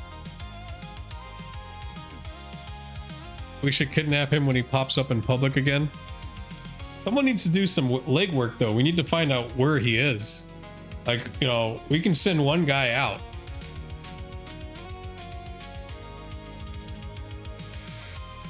But I don't know what the pressure is like the longer we sit on her, because eventually if we do, she'll become a missing person, you know? Because if she doesn't contact Max or something like that, the cops get involved and they could start sweeping places. Let him surface first, or when we can find him through street intel. Here we go. Ultranova points at the dead telecom pocket secretary on the table. Faraday box, signal blocker, whatever we got, they don't wake up in here. Kurt digs through the safe house junk like a raccoon with a security license. Metal ammo tin, foil lining, mesh scrap, gasket strip tape, and a battered little RF noise brick that looks like it has been rebuilt 3 times and resented every rebuild. Ultranova helps him make it less stupid. The telecom pocket secretary and access badge go inside. The lid shuts with a dull metal clack. The improvised cage is ugly, but the signal drops dead inside it. No polite handshake, no tower ping, no passive broadcast from anything powered by accident. All right, so we did that one pretty good. Let's, you know, Kurt's security system 4 and Ultra's 5, so we kind of use both our skill checks to do that. Kurt wipes tape off his finger and points back to the board. Now the club. Why did security do nothing? Maria's eyes stay on the metal tin for a second before she answers. They did something. They panicked. Girl lowers the trid volume. Maria keeps going. Underworld security is rough, but it's not useless. Usually there are people by the service corridor. Sydney's people watch doors because they care about money, drugs, talent, and fights spilling the wrong direction. Backstage is not supposed to be open. She folds her arm tight. When the gunman came in, I did not see the normal wall of club security between me and them. I saw confusion. People moving away from the wrong place, like security was looking somewhere else first and had been pulled out of position. Kurt writes, club security normally guards service backstage, not form barrier when attacked. Maria saw confusion, not clean response, possible diversion, paid access, bad order, panic, or bypass. Maria looks at the words and adds, Sydney would hate looking weak. That matters. If his people simply failed, he'll be angry. If someone used his club, he will be angrier. If one of his people sold access, he may bury it before anyone else can. Okay, Ultranova taps the line about Max. He told you to exit where the gunman came from. Maria flinches because phrased that way, it stops being suspicion and becomes geometry. Yes, Kurt underlines it. Real says, that's not just suspicious, that's directing traffic. Maria's voice tightens. Max told me he would manage the exit from stage left. He wanted me coming through that corridor. He wanted cameras, press control, clean movement. That was his language. Neverconquer shifts on the mattress, eyes still closed. Could be paid off, could be threatened, could be stupid, could be all three, but either way, he was pointing her toward the kill lane. Nobody laughs at that one. Maria rubs at her face. If he was threatened, he may think he's protecting himself. If he was paid, he sold me. If he was manipulated, then someone knew exactly how to use him. Kurt writes under Max. Okay, that's the stuff we've already talked about. Max route control. Real points the remote at the frozen trit image of Underworld 93's sign. So the club security not being there and Max not being there rhyme. Kurt nods. Security gets pulled, confused, or told the wrong thing. Max points Maria at the corridor. Gunmen come through cheap and loud. Public story writes itself. Armando, Yakuza, crazy celebrity violence. Neverconquer opens one eye, and Max gets to be the man who saved her from the nightmare he scheduled. Maria goes still. That is exactly the kind of story Max would know how to sell. He looks sick saying it. Then she sits up straighter. But I need to be careful. Max is a coward with money, not a street soldier. If someone leaned on him, he would bend. If someone offered him enough, he would smile while bending. Either version can get me killed. Maria stares at the warboard. Her cigarettes have burned down untouched between her fingers. Keep thinking Max was nervous because he was afraid something would happen, she says. But maybe he was nervous because he had to stand close enough to the plan to get paid and far enough away to not get shot. You want to try to get Armando to kill Max? Will finally kills the reality show. The warehouse feels quieter without it. You want to try to get Armando to kill Max for citing his rep in order to bolster his own fame?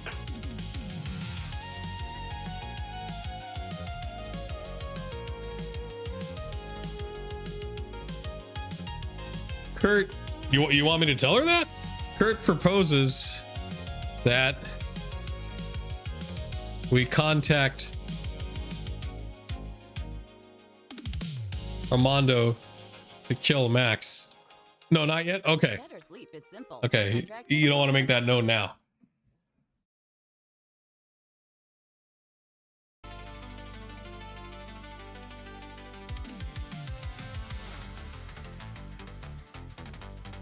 Contact Armando for details. Which, I guess I'll contact. I got the best secure electronics, right?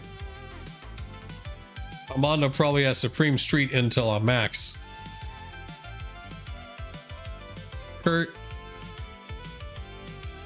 thinks we should contact Armando.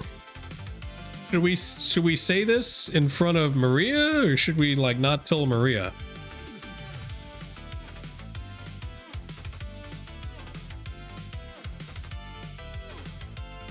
You don't know. Yeah, maybe not yet. Okay.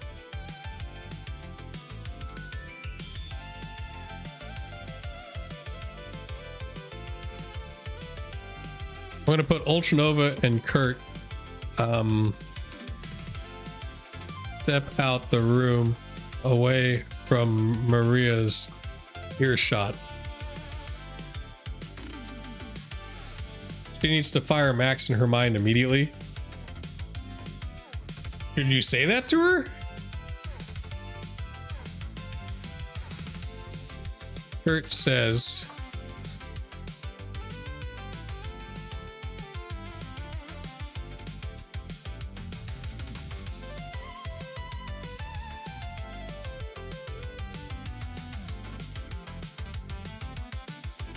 and get a new manager ASAP.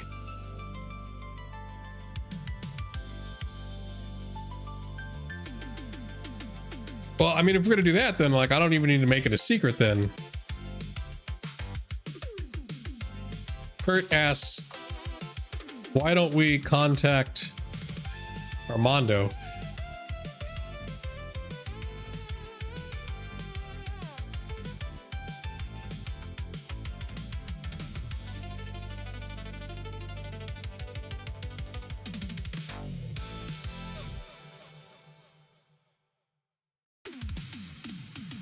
Okay, and then you'll say Ultranova can do it without a trace.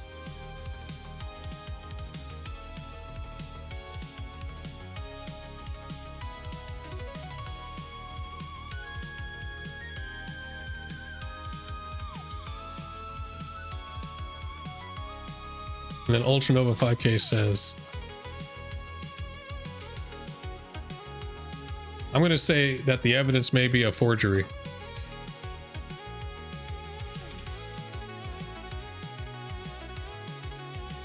And he's not connected with Yakuza.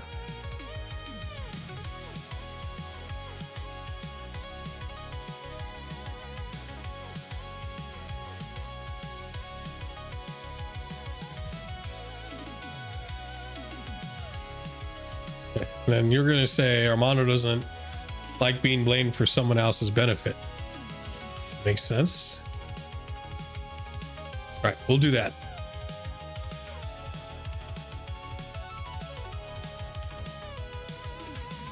Well,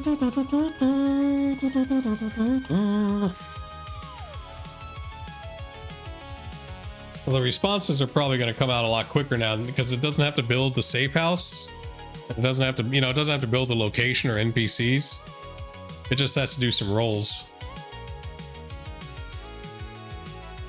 So I give it maybe like 40 seconds.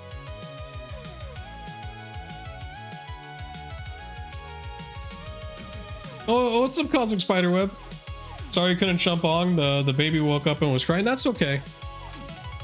I had my character call your character and tell her I wouldn't be home for a while. He probably is connected because Maria found it out. You mean Armando? All right, wait. Okay, here's the next part of the plot. Kurt stands there with the marker in his hand looking at Max Foley until the name starts to feel less like a person and more like a target silhouette. You need to fire Max immediately, he says, and get a new manager ASAP. Maria does not answer right away. The sentence hits her harder than the theories did. Max is not just a man with a phone. He has contacts, schedules, press access, security arrangements, advances, lawyers, the machine that tells the city where Mercurial is supposed to be tomorrow.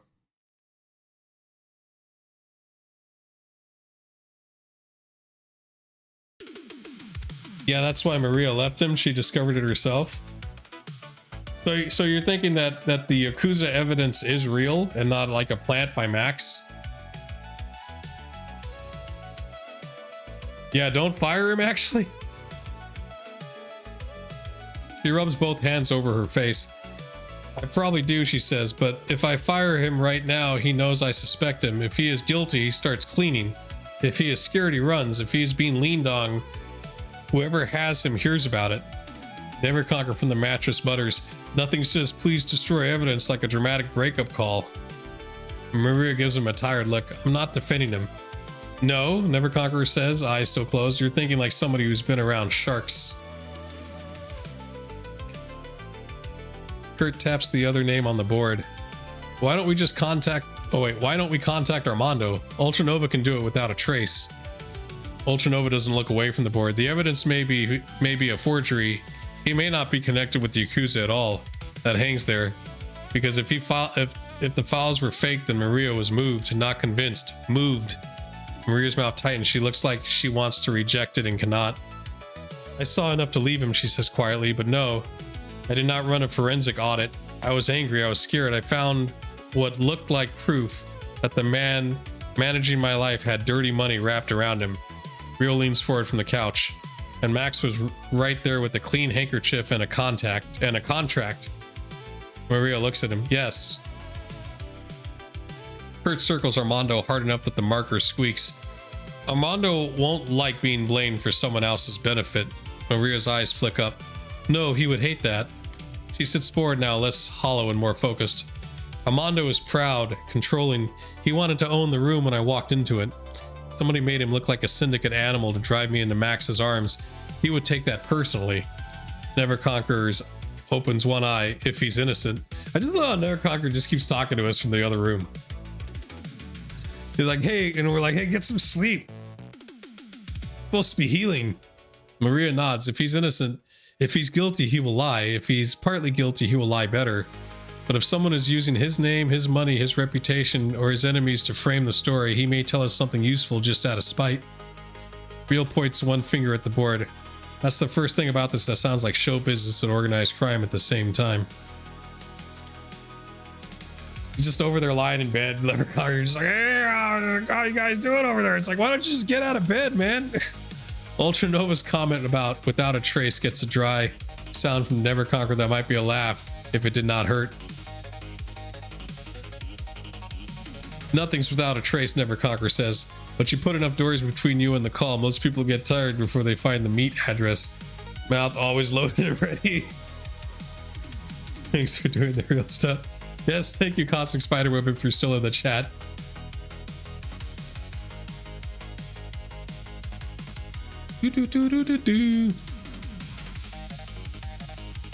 Alright, Kurt gestures at Ultranova 5K. Fine, without a trace that matters.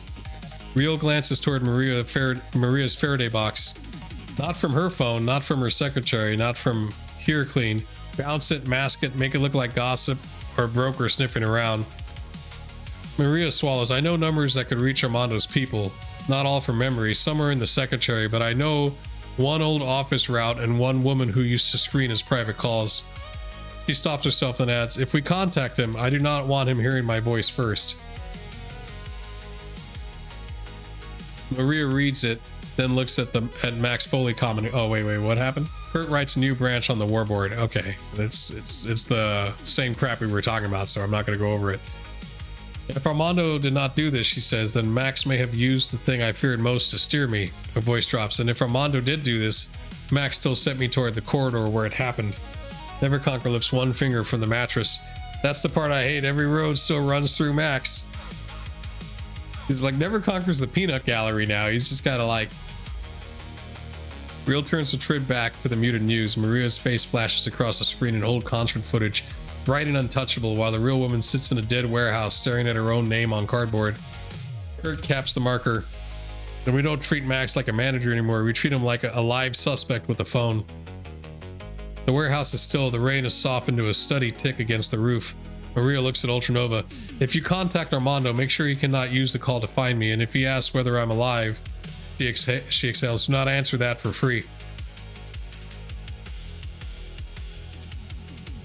Maybe give action hero one-liners. You want action hero one-liners?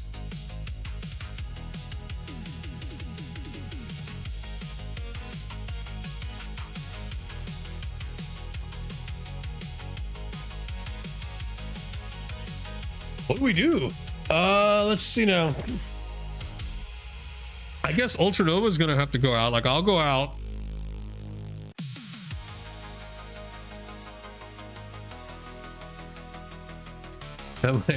Make him give action hero one-liners. Real is supposed to give action hero one-liners though. Real and like Never Conquer is supposed to be the smart asses, right? Which I guess makes sense. That's why they have the banter they have.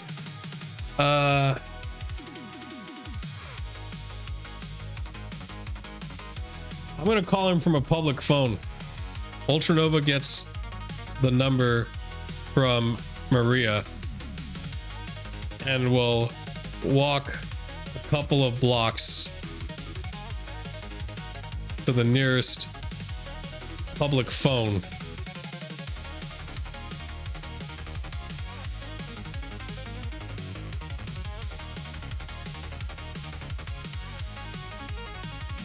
Wait, the public phone can be traced. Ultranova gets the number from Maria and uses secured communication to contact Armando or his people.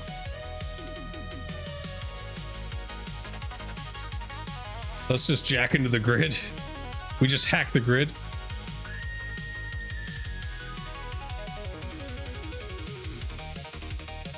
I mean, that's probably what I'm gonna do, actually. I don't know how, like, so the Matrix and what's it called? The way it works, it's like 90s internet, and it's like 80s internet, actually. It's like BDC boards and shit with a little bit of Neuromancer, you know, like we go into like the cyberspace or whatever. So there's security and shit in there.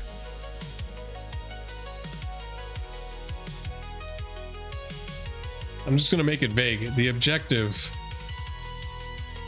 is to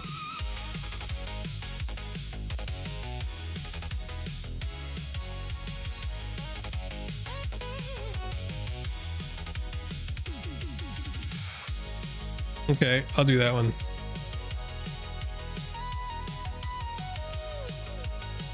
Okay, the objective is to see if Armando and several spoofing layers.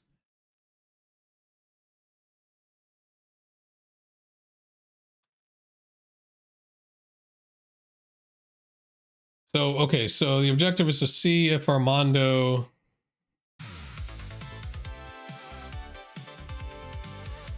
is happy with being accused of working with the Yakuza and sending a hit squad to take out Maria.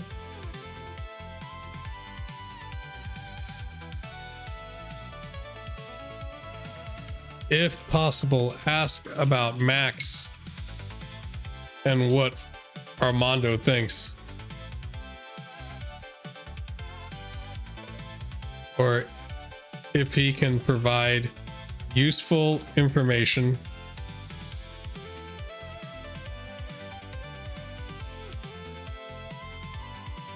for us.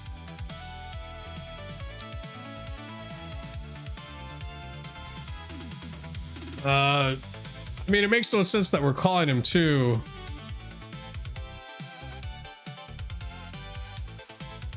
Of course, about Max and the hit. I have to say I'm working with Maria, right? Like, I have to say, because, like, why would he fucking answer any of these questions?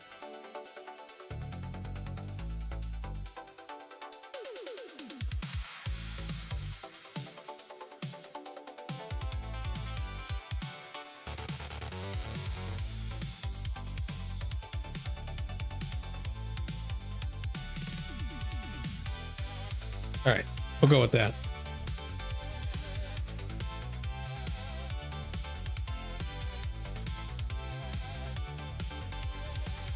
Yeah, we might be able to come to a deal because we were the ones that were hired to save her. I'll just put that in now before it starts.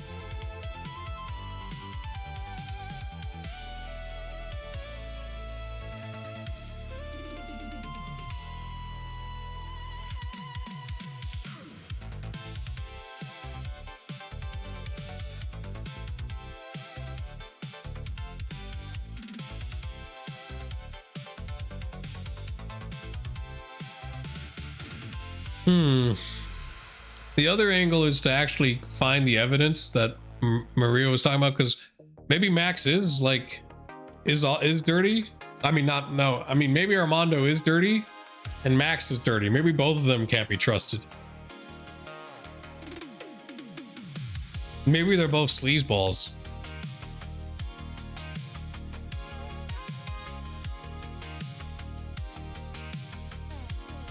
You know, because just because it's very obvious that Max tried to kill her, it's too late. We made the call. We're gonna call this asshole. We can always go and try to get that that shit too, because he could lie to us. We need to verify some information.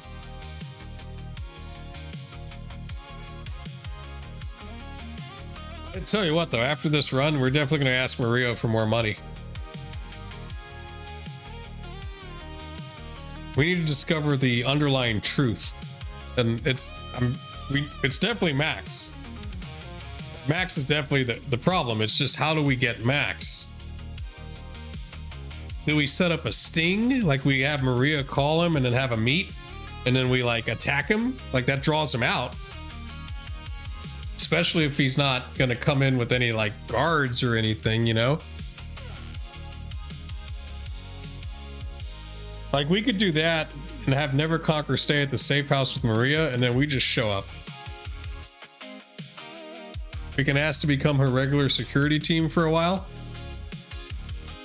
And when we just become Maria's bodyguards, we travel the world with her.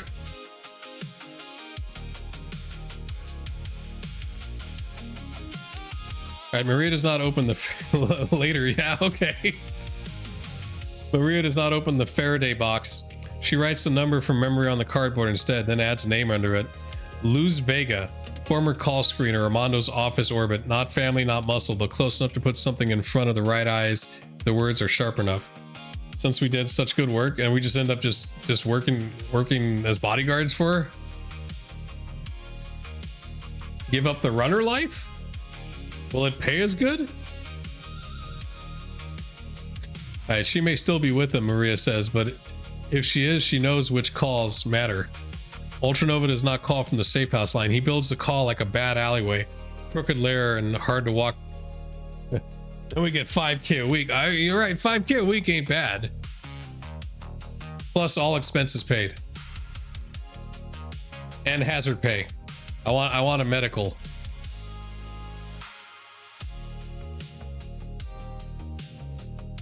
Then we can return to the runner life flush with cash. Well, why even fucking bother? We could just be your bodyguards. After 102 tours. Alright, a public telecom route gets hijacked through dead commercial forwarding a tourist kiosk block, a disposable voice mask, and enough spoofed origin junk to make the first glance useless. No Maria devices, no safe house address, no family line, no clean hook. The call gets cold. The call goes out cold. Okay, so Matrix. So I used the computer, electronics, Matrix culture. I'm pretty high level in computer and electronics and shit, so that kind of establishes a layered public line contact path with smooth origin and no real address exposed. No immediate trace, so yeah, they'll never find us. The first voice is a woman's older than Maria, flat and careful. This line is not for sales. Ultranova gives her enough to stay on the wire. Tell Hernandez that Maria Mercurial's bodyguards are calling. Tell him people are saying he's Yakuza connected and sent a hit squad to take her out at Underworld 93. Tell him the men look cheap, sloppy, more Halloweeners than Syndicate. If somebody is using his name, we might be able to come to a deal. Silence. Then the woman says, "You have 5 seconds to prove this is not a tabloid parasite." Maria is across the table, pale, listening to Ultranova's side only. She writes something fast. Tell Luz, blue roses are for funerals, not dressing rooms. Ultranova says it. The line goes quiet again. When Luz answers, the temperature has changed. Wait. So there's a code phrase, huh? So Maria has a code phrase. That's okay. The whole music is old bolero, tiny through compression and static. Rio lowers the trid. Kurt stands by the office doorway with the marker still in his hand.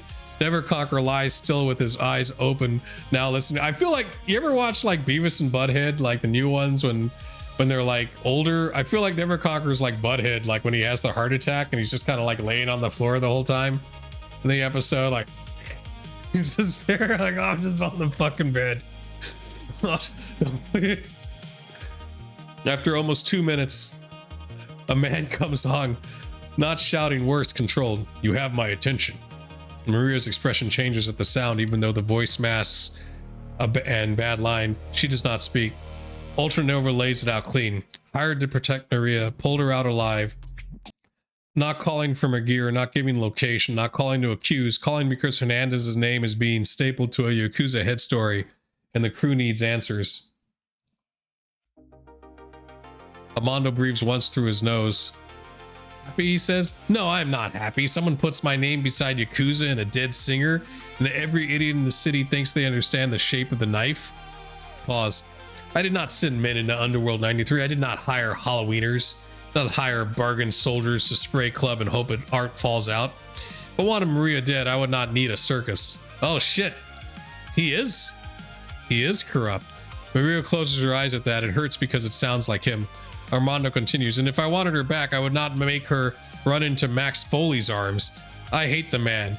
He is a parasite in a better suit. Ultranova pushes the useful angle. Max, the exit route, the attacker is the possibility of a deal. Armando's voice lowers. Max Foley does not save people. He packages emergencies. If he hired you, he either needed real protection or needed witnesses who could survive long enough to make his version believable. Rio looks up from the couch. Maria's hand tightens around the edge of the table. Armando says, Foley has been sniffing around Maria for longer than a month. He wanted her before she left me. He wanted the story of rescuing her from me. That is his business, turning bruises into headlines. Ultranova asks Armando what Armando knows about the hit. I know what I hear in the first 12 hours, Armando says. I hear my name, I hear Yakuza, I hear gunmen dressed like a bad Trid gang. I hear Max Foley is already letting people believe the simple story. A pause. You want useful? Ask who told Underworld security where not to stand. Ask who gave Foley the exit shape. Ask who benefits if Maria believes the only safe door has Foley behind it. Well, my negotiation skill, even though it was a 2, we fucking did it. I rolled a 6. To a target number 5, we got 1 success. Not a great success, but 1. So he gave us the truth. At least part of it. Ultranova brings up the files Maria found, the Yakuza connection, dream chips, the reason she left. Armando goes quiet long enough that the line hiss fills the room. Then he says, she found what someone wanted her to find. Maria's eyes snap open. Armando continues, voice hard now. There were real papers in that poison, enough truth to make the lie hold still. I had money moving through unpleasant people. I'm not a choir boy, but Yakuza? Dream chip operation? No, that part was theater. He lets that sit. Maria knows I'm capable of many sins. That is why the forgery worked. That's what he claims. We don't know if that's the truth. He could still be lying. Neverconquer speaks from the mattress low enough that only the room hears. Bastard's either innocent of this or very good at being offended. Kurt does not look away from the call speaker. Armando's voice returns sharper. You said deal. Ultranova confirms the crew were hired to save Maria. They did save her, and if Armando's name is being used, there may be room to trade information. Armando answers immediately. And here is my opening price. You do not hand her to Foley. You do not let Foley hear her voice until you know what he did before the shooting. You get me one clean piece of proof that my name was planted into this. File header, witness, payment route, caller, anything real, and I pay for it. He's still connected to powerful corruption, Yakuza or not. That's true. That's true. But he might be the lesser of two evils here. A beat. And if Maria is alive, tell her this. I was many things to her. I was not this. Maria looks away. Armando adds, I can give you names. Foley's press people, 2 staff who moved between my office and his, 1 promoter who heard Foley brag too early. But I will not feed names to a masked ghost for free. Real mutes the trid all the way down now. Maria's voice is very quiet. Ask him what he wants besides proof. Ultranova asks, Armando answers, I want my name out of the wrong grave. I want Foley exposed if he used her. I want the person who wrote Yakuza on my shadow regrets spelling it correctly. And then softer but still ugly. And I want to know whether Maria is alive. But I understand why you will not give that away cheaply. The line waits in the office. Oh wait, in the warehouse office, the warboard has changed shape again. I guess Kurt wrote all this shit down. The call is still alive. Armando has not hung up. His voice comes through the bad line like a knife wrapped in velvet. So, bodyguard, what are we trading? Let me make one. No, not a Geico commercial. So, I feel like we need to get proof. He should know she's alive because we gave the code phrase. That's true. You're right. I'm going to put on some Ninja Gaiden synthwave.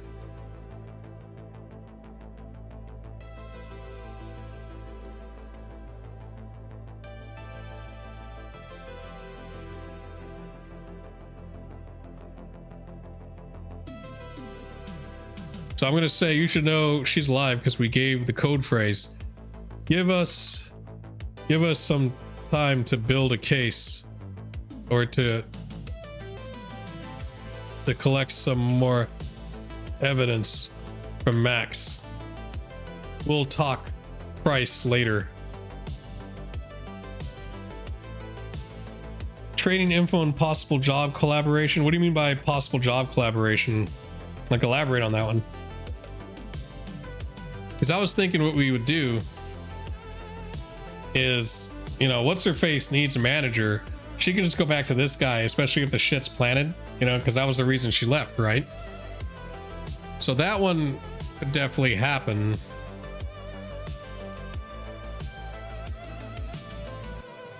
But we need like real proof. So we either need to get a confession, you know, like find Max, which we don't know where he is. He gave us leads. We can like peep those leads, you know, do some legwork to find out where the dude is. We can bring him out.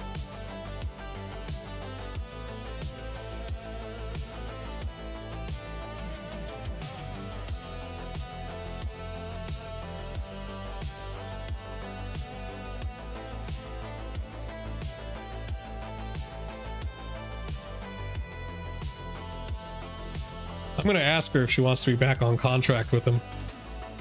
I'm going to cover the receiver so he doesn't hear it.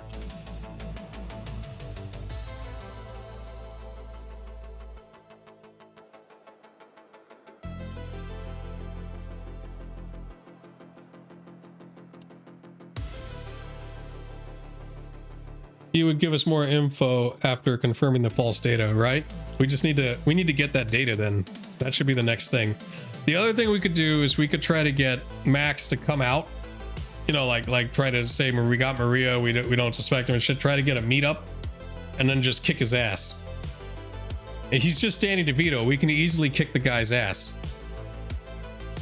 The ultimate job would be delivering Max to Armando in a delivery van. That could also be arranged too.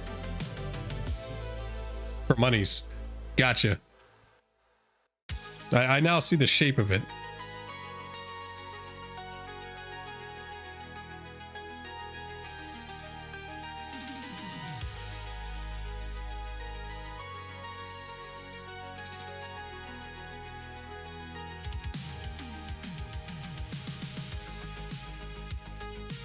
After we kick his ass, right?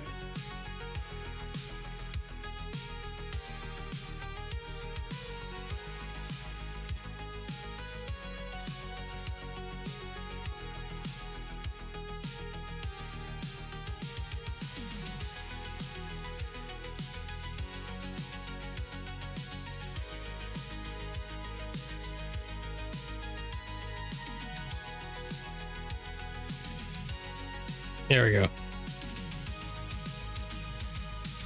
But first things first. I think first things first is we need to get that evidence.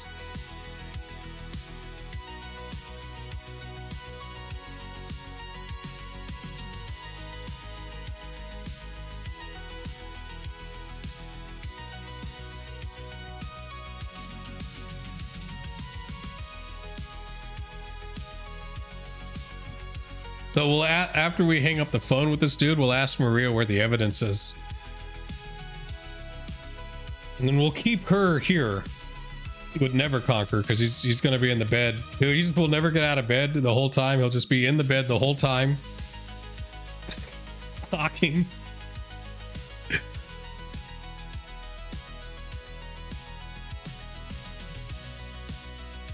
We might split the party. Real and Never Conquer stay. Because Never Conquer's wounded. I mean, you know, he can use a gun, but having Real there is added insurance. Unless it's like the evidence is stashed somewhere where we know where like, and Max knows where the fuck it is. We might have 3 people. Maria would have building access codes for her workplace. That's true, or it could be like her tour bus or whatever. We don't know where the fuck she put the evidence. We need to figure that out first. That's assuming Max is there too. All right. Ultranova keeps his voice flat on the masked line. You should already know she's alive. We gave the code phrase. Give us time to collect more evidence from Max. On the other end, Armando does not answer immediately. When he does, the anger is still there, but colder now. Because nobody is suspect yet, right? That's true. We could lure Max. We can easily kick Max's ass. All right. I know someone close enough to her gave you a key. That tells me proximity. It does not tell me condition, but fine. I hear the difference between a corpse ransom call and bodyguards trying not to drown. Hold on. In the warehouse, Maria watches Ultranova's face instead of the speaker. Armando continues, you want time? You have very little. Foley will move faster once he realizes Maria is not where he wants her. Ultranova covers the receiver and looks at Maria. Do you want to be back on contract with them? Maria's expression hardens immediately, no. Then she stops herself because fear and business are both sitting in the room. Not like before. Do not sell me back to him like I'm a master recording. We need Armando's network to tell us where Max is? Okay. Her voice lowers. If Max set me up, Armando gets a conversation, a real one, with terms, with my lawyer, not his. With safety language, with me owning more of myself, not less. He looks at the covered receiver. You can tell him that if he helps prove Max dirty, I'll hear him out. Cannot promise him my contract. Never conquered from the mattress, murmurs. Good, because we traded the client. Looks bad on her resume. Maria does not smile, but she nods once. Ultranova uncovers the receiver. She's not a piece of gear we can hand back, but if Max sets this up, you help us prove it, and Maria will hear terms, contract, price, future business. That gets discussed later. Right now, we need real information and leads on Max. There's a low sound from Armando, almost a laugh, almost not. Good. She would have hated you if you sold her in one sentence. Maria looks down at the table. Armando's voice turns businesslike. Fine. Give you enough to start, not enough to make me stupid. Her name's Luz Vega. Wait, he names Luz Vega first, the woman who put them through. She can confirm old office routes, call timing, whether anyone from Foley's orbit contacted Armando's side before the Underworld show. Then he gives 3 leads. Max Foley used a private press fixer named Gavin Rowe when he wanted bad stories shaped before they broke. Rowe has contacts in tabloid boards, nightlife rumor sheets, and 2 legitimate entertainment desks. 2, a former Armando office assistant, Celeste Marr, moved into Foley's orbit weeks before Maria formally left. Armando says Celeste knew enough about Maria's routines to be dangerous if someone paid her or leaned on her. Celeste was the one that planted the fake info. She was an inside person. That had to be what that was. A promoter named Eddie Blue Kwan heard Max brag too early that Maria would need saving from Armando before Maria had publicly broken the Armando. Yeah, see, like, it's starting to come together, right? You can kind of see the skeleton of what's going on. Armando doesn't know if Kwan is brave, drunk, or still alive enough to repeat it. So Kwan could also be a witness. Like, you know, if this goes to trial, which it's not, we're just gonna kick his ass. I don't, unless Armando wants a public trial. So Kwan can be used as like a material witness. If we're gonna do like the legal thing. So I don't know if that's where Armando wants, like, because I don't think he wants to be. I think he wants his name publicly cleansed. I don't think he wants to like make it, you know, seem like he killed Max. So that'd be if I was him. I don't know what Armando wants. Do not call from that same path if you're smart, and do not assume any of them are clean. We could also have Kwan leak to reporters. You want, right? We could do that. We can go to Kwan and like kind of muscle him to leak what he knows. Maria repeats the names quietly. Celeste, she says. I remember Celeste. She was quiet, always around when people were too busy to notice her. Oh, now Real's writing shit on the board. Okay. Kurt points at Celeste Marr. That's the kind of person who knows doors, times, and where security thinks the talent is going. Never conquer exhales through his nose. And Gavin Rowe is how the lie gets dressed after the shooting. Real looks back at the muted trid where Maria's old performance footage is still looping under scandal graphics. Already dressed, looks like. Mondo hears none of that. The receiver catches only warehouse static and Ultranova's controlled breathing. Mondo says one more thing. Foley has a habit. When he is guilty, he over-documents the harmless version. Schedules, memos, call sheets, witnesses who remember the same phrase too neatly. If you get his version, listen for rehearsed language. Maria's eyes sharpen at that. He does that, she says quietly. He says things until everyone else starts saying them. Mondo's voice lowers again. You bring me proof that Foley used my name to cage her, and I pay. You bring me proof he staged or shaped the attack, and I help bury him. Pause. And if Maria chooses never to sign with me again, that will be her cruelty to spend, not yours. Maria looks away from the speaker. Armando adds one final line. Tell her blue roses still belong at funerals. The line stays open for a breath longer, waiting to see if Ultranova has anything else before he cuts out. I'm going to ask him. Ultranova asks, do you want Max to be handled openly and legally, or do you just want the proof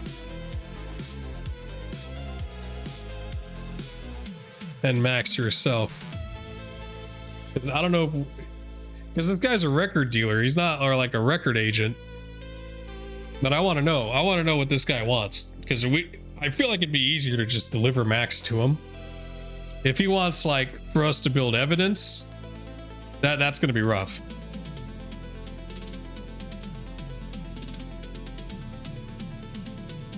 You know, we can do that. We have a lead. We have like 2 people that are basically witnesses. Like, we have Celeste. We get a confession from her that she planted evidence, which I'm assuming she did, because she's the one that makes the most sense, right? Gavin Rowe.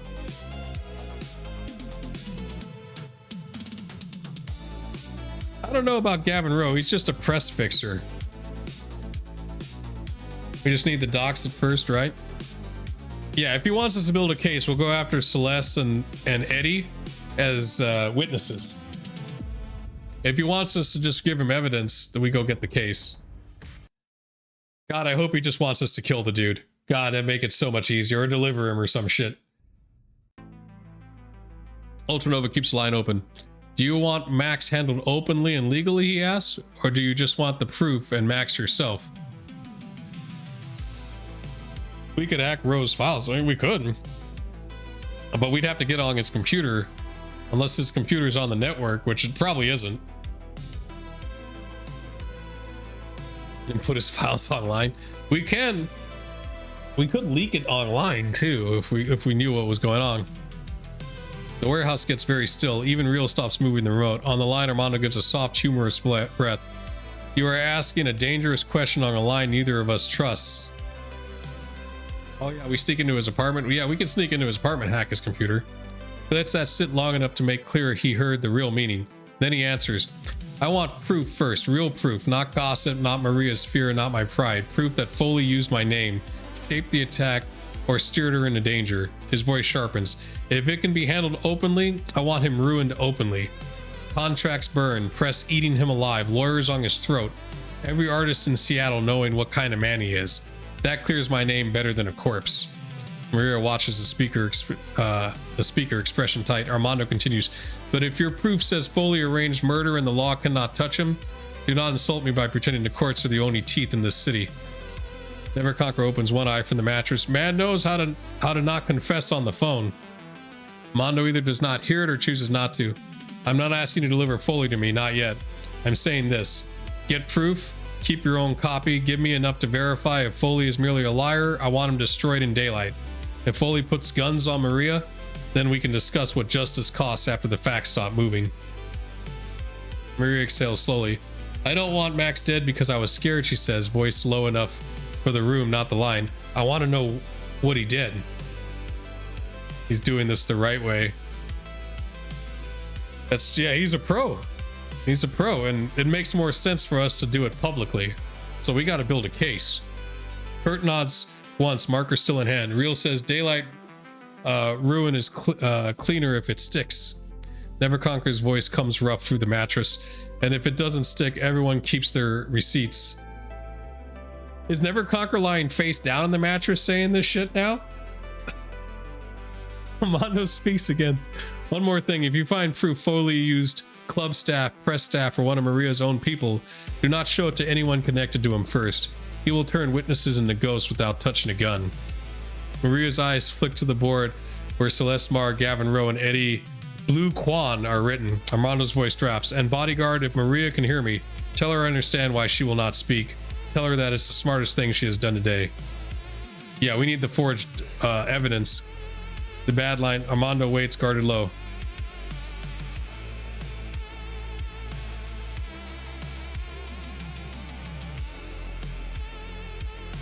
Alright, Ultranova hangs up the call, then says,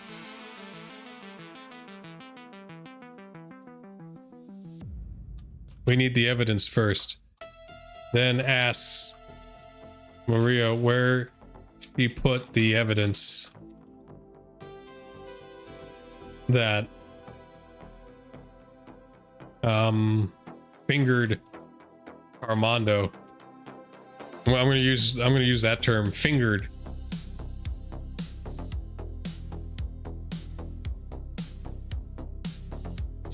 So we need to get that evidence first. Then I have enough skills that I can check if it was a forgery. Oh, we also need to ask where she found the evidence. I'll ask her that next. Ultranova cuts the line before the silence turns into negotiation. The public route spook collapses and layers behind the call. Dead forwarding, false origin, tourist kiosk mass, junk path. Not perfect, nothing is perfect, but the clean trail back to the warehouse is not there for anyone casually looking. I got a computer 6 skills, so that was pretty good. We rolled 3 successes. The receiver goes dead. Ultranova looks at the war board, then at Maria. We need evidence first. Nobody argues. The room has already moved past who sounds guilty. Now it is about who can survive daylight. Lawyers, fixtures, bullets, and lies. Ultranova asks her, where did you put the evidence that fingered Armando? Maria's expression tightens. For a second, she looks like she is back in a better room, holding something she wished she had never found. I made copies, she said. Not enough. I was scared and moving too fast. He points to the Faraday box. The first copy was in my pocket secretary. Notes, images, captures, file names, some transfer references, not the whole archive. Enough that I thought I could show Max why I had to leave Armando. Kurt writes, pocket secretary, partial copy. Maria keeps going. The originals were on Armando's office system. I found them through a terminal in his private suite. I should not have access. Oh wait, I should not have had access, but Armando got lazy with people he trusted. Real mutters. Everybody gets lazy with the people they think they own. Maria looks down. I also made a physical printout, not much, a few pages. I hid that at my apartment, inside a sleeve in an old tour binder if nobody has torn the place apart. Well shit, we should just get the fucking... If Armando has these files in his private office system... Oh, but they might have been cleaned. That's true. Maria's secretary, the risk there is if powered on, it could activate a tracer of some sort. Maria's apartment is a small physical hidden thing, but people could be watching her apartment. That gives us 3 leads. Maria's voice goes quieter. There may be another copy with Max. The room turns. She swallows. When I went to him, I showed him enough to make him understand. I don't know if he copied it. Max copies everything useful. I did not think of that as a threat then. Can he find the files himself if they're on his own system? Right, but they could have been purged.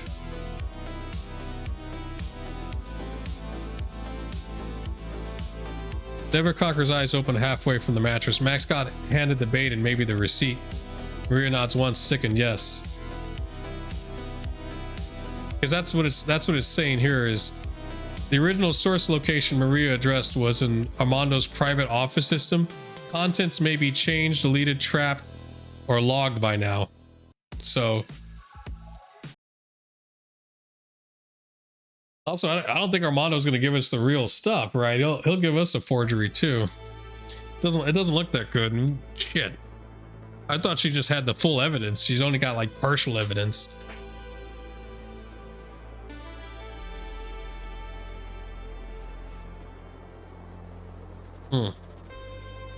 So the thing that made you run from Armando is in your box, maybe in your apartment, maybe on Armando's system, and probably in Max's greedy little hands. Real adds, and if Max forged it, his copy might have tool marks. Maria nods again. If he forged it or arranged it, yes, or if someone gave it to him, There may be a chain, I don't know. Ultranova's Faraday box sits on a table like a locked confession. The warehouse stays quiet around it. Outside, rainwater drips from the roof and study ticks, counting down a day that is already moving without him. Okay, so I can drive with the car with the Faraday box, right? I can open it at another location, preferably a public location, or somewhere, just anywhere, right? That's far away from the safe house. And I can hack the damn thing, right? Like maybe I go to a park to do it, right? Because I was thinking a coffee shop, but a coffee shop, it might look suspicious, this guy going through shit, but I don't know. I could do that, and that way, even if it pings, it won't ping us. And I can put it back once I get the data I need off of it.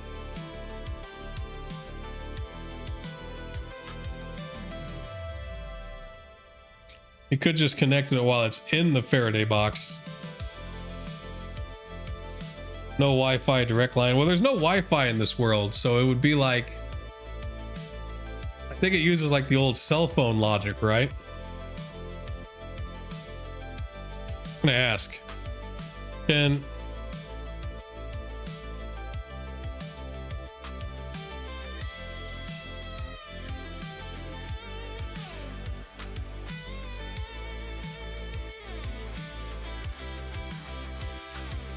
just accord to whatever computer we want? Okay. I'm gonna ask that. Can Ultranova connect to her pocket secretary while it's still in the box so it doesn't signal? Like, can he put a wire into it?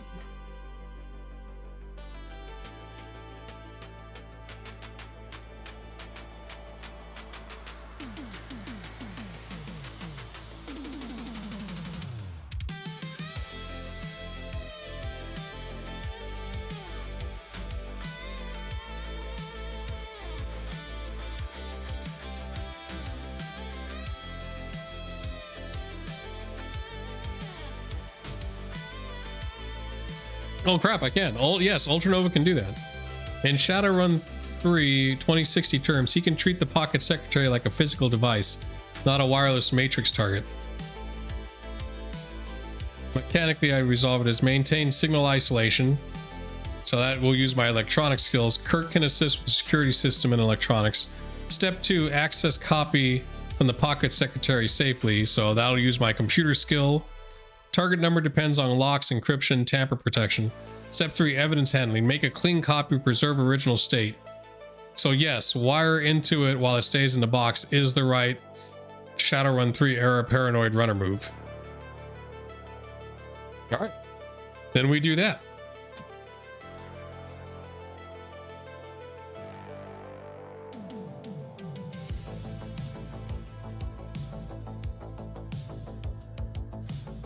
Oh yeah, don't worry, the computer's gonna be offline too. I think that'll be rolled in the maintain signal isolation, right?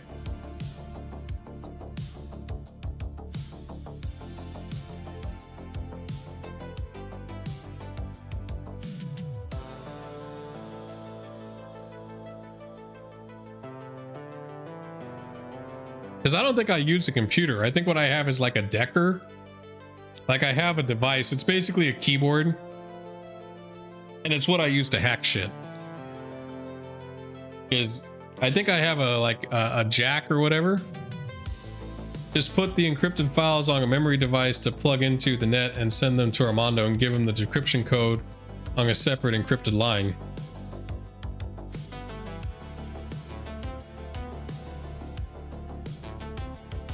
Well, you mean after we get the after we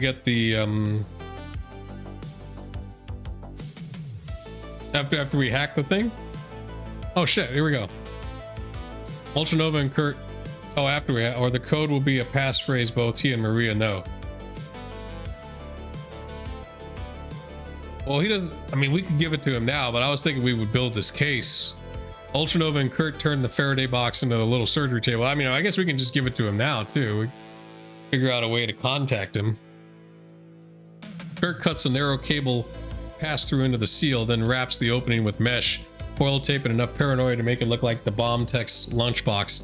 Ultranova keeps Maria's pocket secretary inside the tin. Battery seated but antenna path smothered, and runs a hard line into his deck setup. Yeah, that's what I'm using. I'm using the deck. The device wakes inside the box. For one ugly second, the pocket secretary tries to cue an outbound sync packet. Probably routine celebrity office garbage, maybe worse, but it has nowhere to go. The signal dies against the cage. Ultranova kills the cue before it can keep trying. Ask him for a secure destructible address to receive the encrypted files. We can also make a drop point. The pocket secretary is powered and wired while remaining signal isolated. Okay, so we succeeded in isolating the signal. The local lock is not elegant. Max's people clearly touched the device at some point. Ah, son of a bitch. There are management suite calendar hooks, media notes, and contact shells layered over Maria's personal files. Ultranova is not trying to clean anything yet. He mounts the storage read-only, copies the relevant directory tree, and preserves the original state as much as the hardware lets him. A few prompts complain. One media index app tries to open the last used workspace. Ultranova shuts it down and pulls the raw files instead. Okay, so I was able to hack. Didn't get anything from my BR support. The files spill open into ugly little fragments. Maria had saved image captures, file names, internal memo headers, and transfer references. Not a full archive, not enough to convict Armando on its own, enough to scare an artist into running. The folder has 4 main pieces. Captured transfer references, several money movements through entertainment shell accounts, Armando adjacent business labels. No complete bank trail in this copy. Okay. Dream chip reference fragments, product language and distribution slang, not enough to prove Armando personally ran a dream chip operation. Yakuza linked annotation layer, names, labels implying syndicate ties, looks like added interpretation, not necessarily original ledger text. Max facing note bundle, Maria's own notes preparing to show Max why she was leaving Armando, timestamps from shortly before she switched management. Maria stands behind Ultranova, arms folded tight. That's what I saw, she says. Not all of it, but that's enough of it. Rio leans closer, enough to scare you, not enough to prove the whole story. Maria nods once. Yes. Alright, Ultranova digs into the metadata next. The timestamps are messy. Maria's own notes look natural, opened, edited, reopened, panic scribbled. But Yakuza Dream Chip annotation layer is too neat. Several labels were added in the narrow window shortly before Maria copied them. We tell Armando that this is an incomplete version. We're looking for the full version. We can demand access to Armando's files. I don't know if he'll let us do that, but I mean, we can try that. The transfer references look older. The most damning interpretive tags look newer.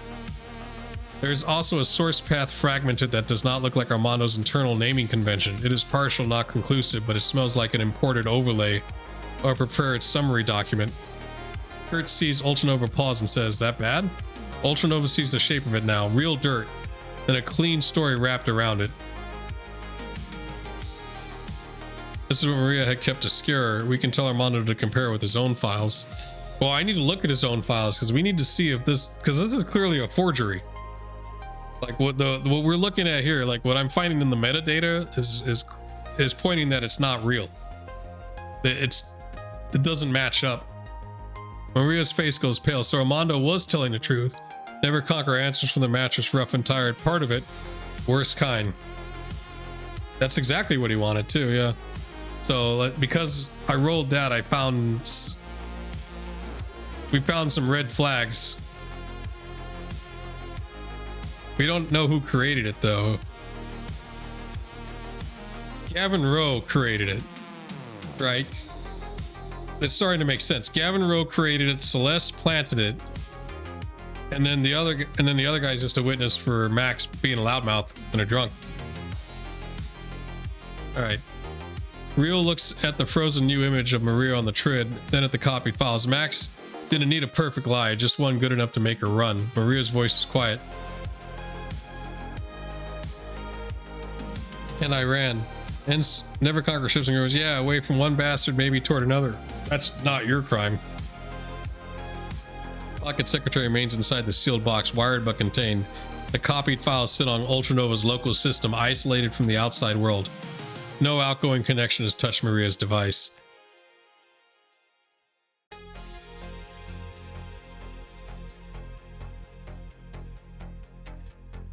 Ultranova asks Maria if she knows where Gavin Rowe lives.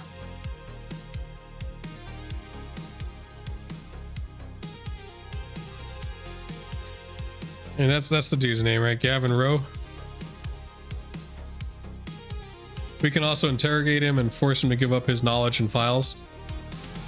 So I think the problem with like forcing, we can interrogate him, but that's always dismissible in the court of law, right? Because, you know, we're guys with guns, we're intimidating him. The files is what we need. We need hard evidence. And then if we do get witnesses, like we get Celeste and we get Quan, we have to make them want to cooperate. It has to be outside of coercion. Ultranova looks from the copied files to Maria. Do you know where Gavin Rowe lives? Maria thinks about it, then shakes her head. Not his home. Gavin is the kind of man who makes sure artists know his name and nobody knows his address. She leans over the warboard and taps Gavin Rowe. But I know where Max met him. Barrett uncaps the marker again. Maria says Rowe keeps a little office above a SeamSense rental place in Belltown. Not a real agency office, more like a place to take dirty meetings where nobody asks why a publicist needs a back staircase. Max called it the Blue Room once. Rio looks up from the trid. Blue Room, because everyone in this business names their crime closet like a cocktail lounge. Maria nods faintly. There's also a bar, the Needle and Vice. Media people, washed-up promoters, tabloid stringers, private security, people who sell stories before they become stories. Gavin liked the back booth because the mirror behind the bar let him watch the door. Never Conquer's eyes stay closed, but his voice comes from the mattress.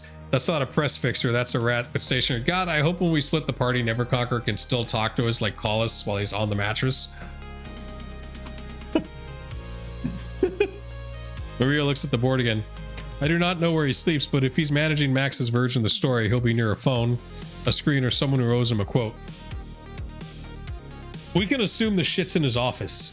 We now have a location. Yeah, he should stay out of our comm network. Oh, he's gonna buy. What if he does? What if he's... I'll have to make a hard rule, like, hey, people that aren't in contact, you know, like in range of the comm shouldn't be able to talk to us over the comms. If Max is already pushing a clean story, Gavin Rowe is probably touching it. Okay, so that's what Maria says. All right, that's a lead. We can try to go for the Blue Room. My recommendation is we go to the Blue Room.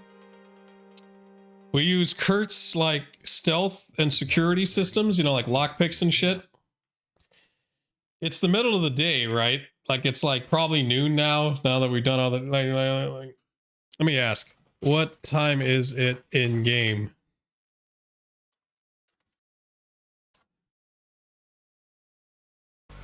It was 10:30 in the morning when we started. What time is now? 11:15. So we spent about like an hour and 15 minutes.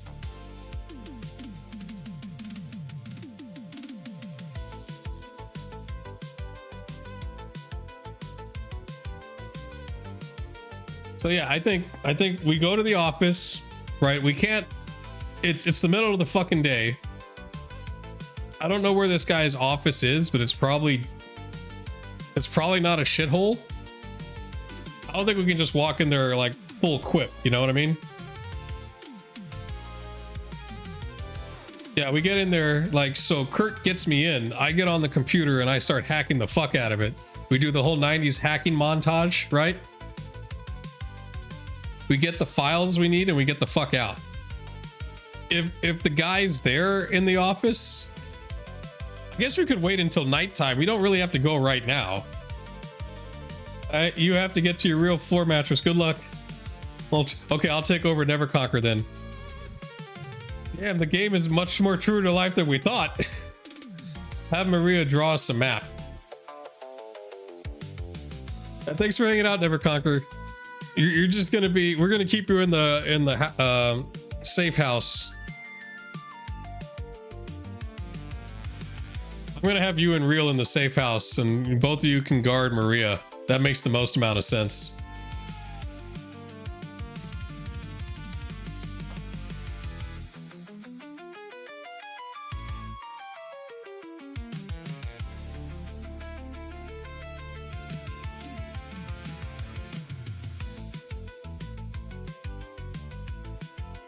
Okay, so here's what we'll do, right? We'll just hang out for the rest of the day, and then we'll hit it at night, right? Like, why would we hit it in the middle of the day? At night we have the cover of darkness and shit, and you know the guy might not be at the office, so we won't have to deal with him. Maybe there's a night guard, I don't know. Ultranova slides a scrap of cardboard and Kurt's marker across the table. Can you draw us a map of the blue room? Maria takes the marker. For the moment, she just stares at the blank surface, rebuilding the place from memory. Belltown rain outside. SimSense rental sounds. I'm going to ask, what kind of neighborhood is Belltown? I'm not from Seattle. I have no idea what Belltown is. Okay.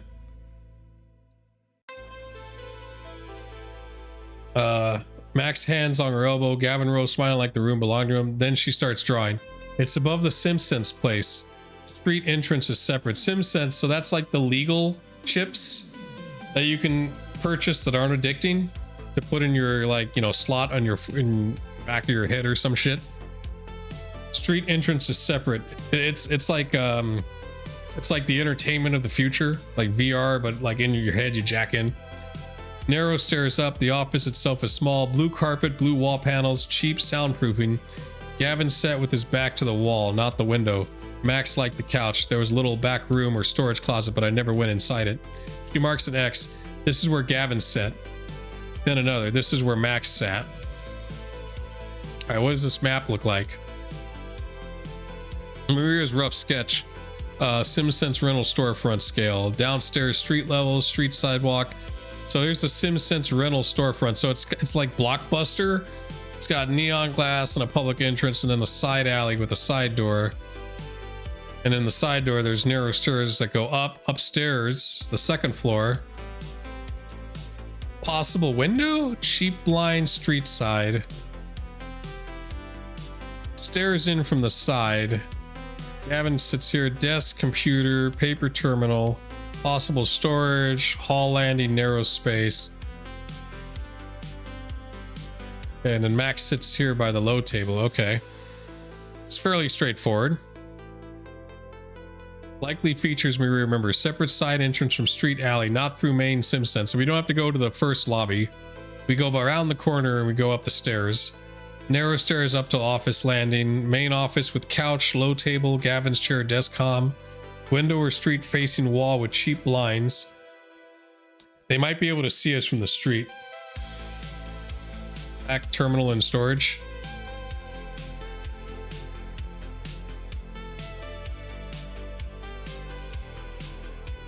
Papers, terminal, desk, comm unit. Okay.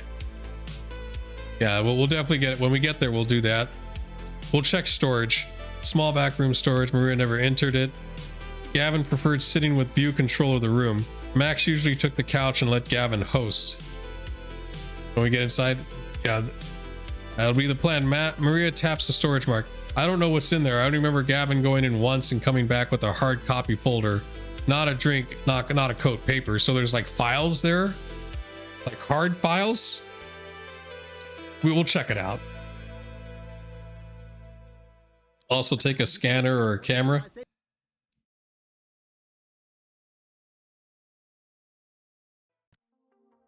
All right, we'll buy like a camera, like a Polaroid camera or some shit.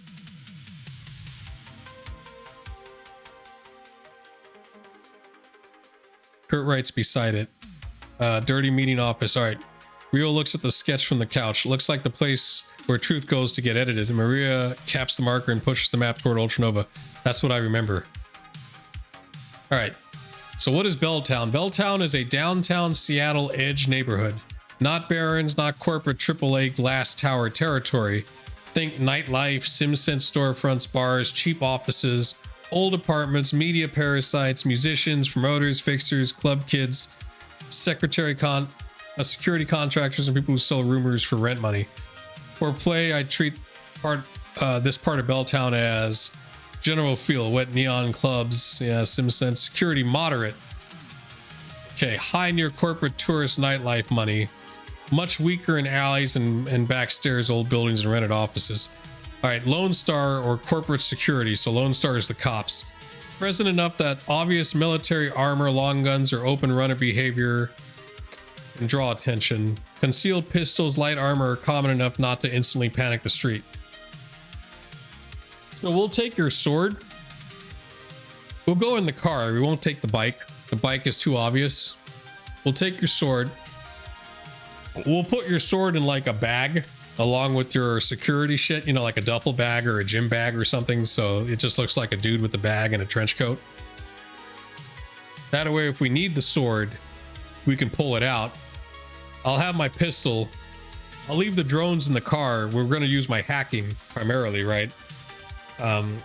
Maria didn't say there were cameras or anything. This is just an office building. There's probably no like sensors or anything we need to worry about. It's an easy smash and grab. We just get in there, get our shit. All right, crime, not Baron's random. Plenty of vice, blackmail, drugs, media payoffs, joy girl, John traffic, gang presence, and paid muscle. Street crime happens, but people are more likely to scam, spot, follow, sell info, or call someone than just mug you. Yeah, why would they mug us? The sling bag is enough? Okay. Useful for legwork, press fixer meetings. Threat flavor, less war zone, more everyone has a camera, a contact, a habit, or a price. So it's kind of like, it's like downtown, but not slummy downtown. It's like the middle ground. The danger is not that Belltown is a shoot-on-sight hellhole. The danger is that it is public enough to create witnesses and cameras, shady enough for private backroom deals, and busy enough that Max Gavin's people can hide surveillance or paid watchers in normal traffic light. Okay, Ultranova. Oh, wait, I'll just put the crew comes up with a plan. Maria stays at the safe house with NC getting rest and guarding, and real guarding her too. Okay. And okay, Ultranova 5K and Kurt will use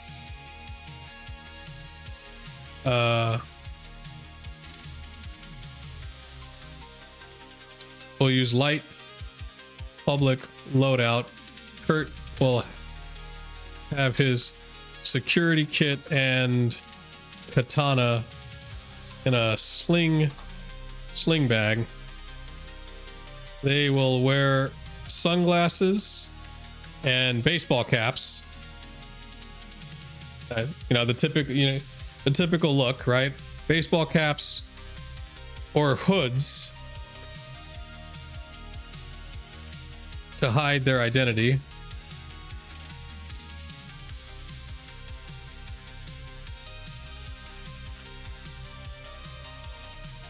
They will be gloved and not use their names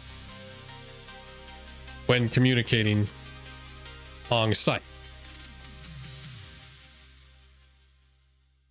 They will get a camera to take pictures of any files or evidence they can. What would be they will leave. Should we leave at like 1 a.m.?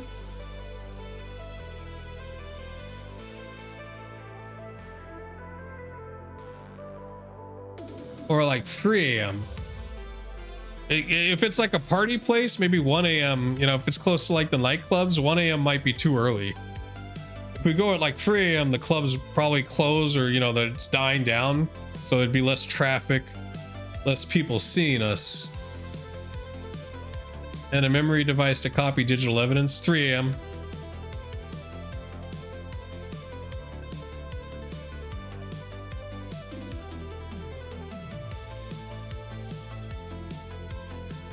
I don't think we have to worry about a memory device, because like I have the I guess yeah. They will get a memory device to have the files copied to when they hack the computer. If spotted, at night by the crowd. They can act drunk and like they are going to take a piss in the alley. But instead, we'll go up the stairs and break into the office to the blue room.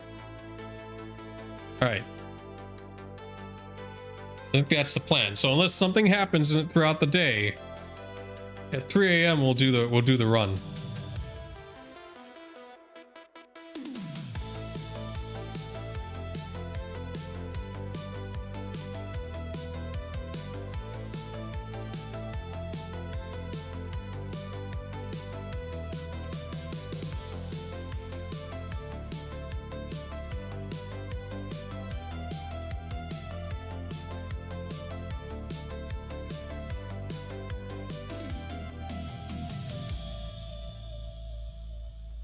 One thing you'll love about my Munch Better deals?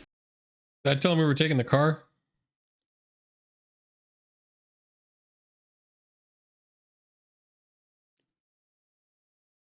They will take the car.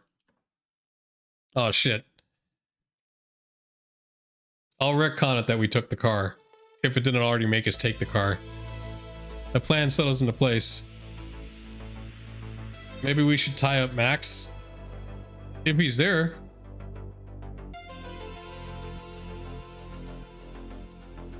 The plan settles into place without anyone raising their voice. Kurt writes it on the cardboard in block letters because ugly plans survive better when nobody has to remember them beautifully. Yeah, that's all the stuff I just typed.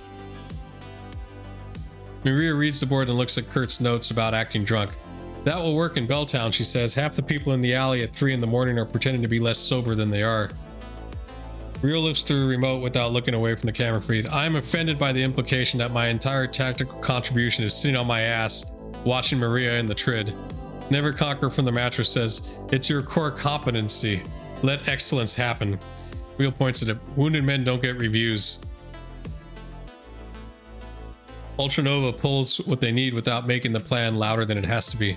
Rio's camera comm rig gives up a compact camera. Real's camera comm rig gives up a compact camera unit after some complaining. Ultranova adds clean memory storage from his deck kit. 2 blank data chips, one for working copy, one for fallback. Kirk checks the security kit, lock pit, gloves, and sling bag. The katana goes in wrapped and flat enough to pass as a weird musician gear or an overlong personal bag until someone cares enough to search it. No one says blue room over open air. No one powers Maria's devices. No one calls Max. How would we tie Max up though? Do we give him a phone call? You mean like not literally tie him up, but like keep him busy? The day becomes a waiting room with weapons in it. Maria stays in the old office away from the vehicle doors and windows. Real keeps the couch, the trid low, and the predator close. Never Conquer rests when he can see the interior approach without needing to stand. He sleeps badly, wakes sweating once, drinks water, swears at his bandage, and goes back down. Kurt checks his traps again after sunset. Ultranova refreshes the drone pattern and keeps the feeds boring. Boring holds. Yeah, we keep my drones there. We don't need the drones on this run. No knock, no obvious watcher on the gate. No vehicle idling too long outside. No call from Max that the crew answers. No Maria comms light up from inside the Faraday box. We would take Max for questioning if we can figure out where he is. That's true, we don't know where he is at all. He might be there, he might not. By 2:40, the warehouse feels colder. The trid is muted. Maria is awake again, sitting with her back to the wall, watching Ultranova and Kurt prepare to leave. Kurt wears plain dark clothes, baseball cap, low, gloves in his pocket, sling bag over one shoulder. Tomorrow, probably. That's, what I was doing. But in Belltown at 3 in the morning, it could be music gear, camera gear, or somebody's bad life choices. Ultranova goes light. Public clothes, hood cap, sunglasses ready, gloves, compact camera, data chip, and his electronic deck access kit. Cut down to what can be carried without looking like a walking burglary charge. Maria steps close before they go. Gavin will have a story for anything, she says. If you find paper, photograph it before moving it. If you find his terminal, look for drafts. Gavin drafts lies before he sells them. Real nods from the couch. I've got her. NC raises a hand from the mattress. If anything goes stupid, call it stupid early. Don't wait until the room is on fire and the narrator gets smug. Kirk gives him a look. Rest corpse audition. Never Conquer closes his eyes. Branding. Alright, at 3 a.m., Ultranova and Kurt leave the safe house. The city outside is black glass and dirty neon. Belltown waits on the other side of the wet streets. Public enough to have witnesses, shady enough to have secrets. Awake enough that two men acting drunk in an alley might not be the strangest thing anyone sees all night. Do we have like a fridge in the fucking like warehouse? Like, how are people eating? We could make so much money selling his plans to his future targets. What, you mean Max's plans or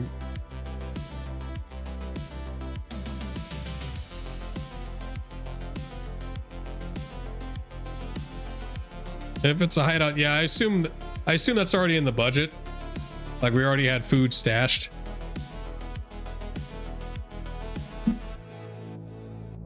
And that food's already been paid for, so we're okay. Rose plans, he writes them in advance. Gotcha. We'll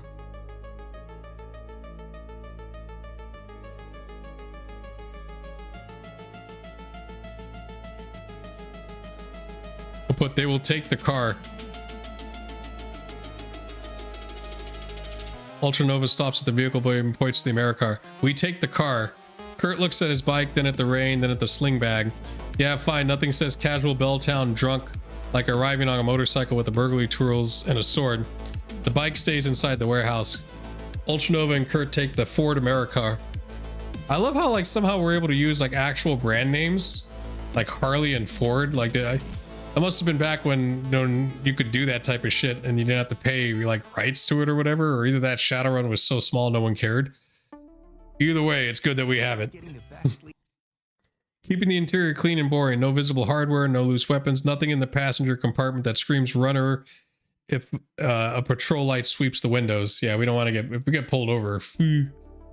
Kurt's sling bag goes low and out of obvious sight, but close enough to grab. Camera, data chips, gloves, and compact electronics kits stay controlled.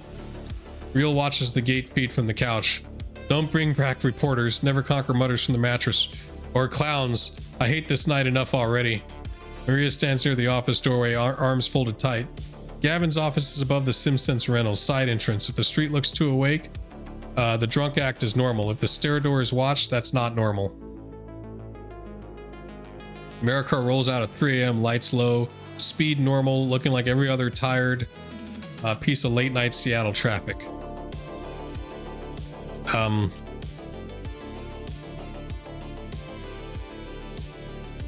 Drives to the blue room, but parks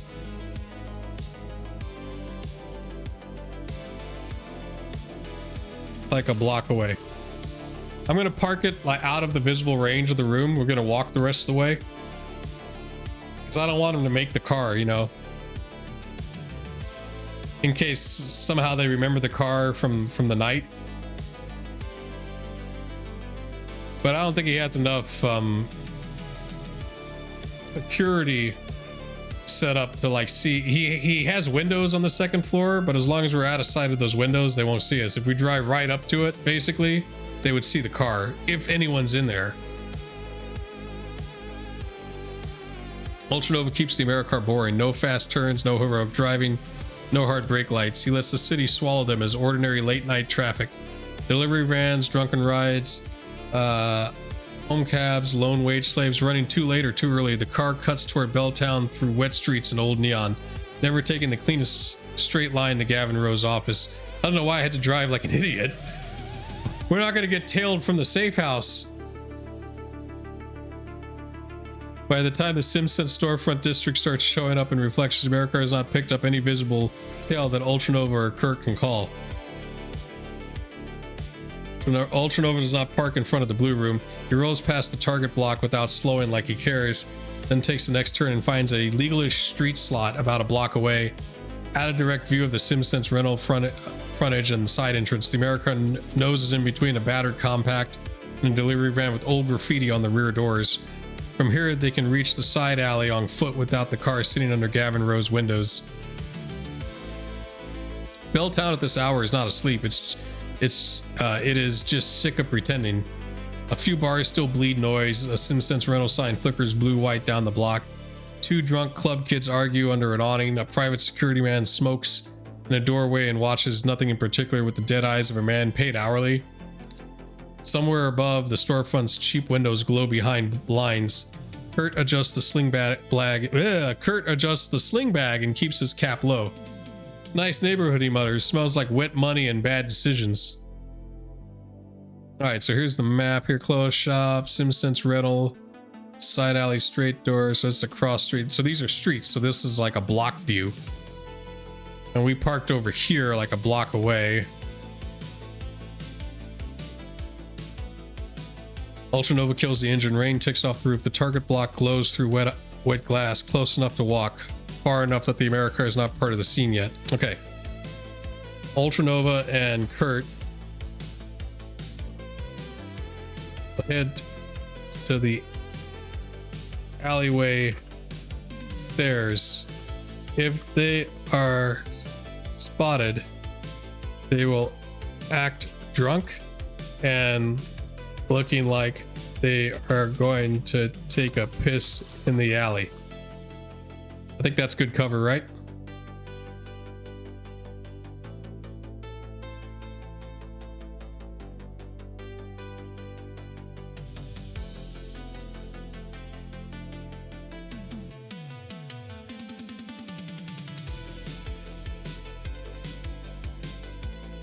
We're in like kind of like, I don't think we're armored now. I think we're in like civvy clothes.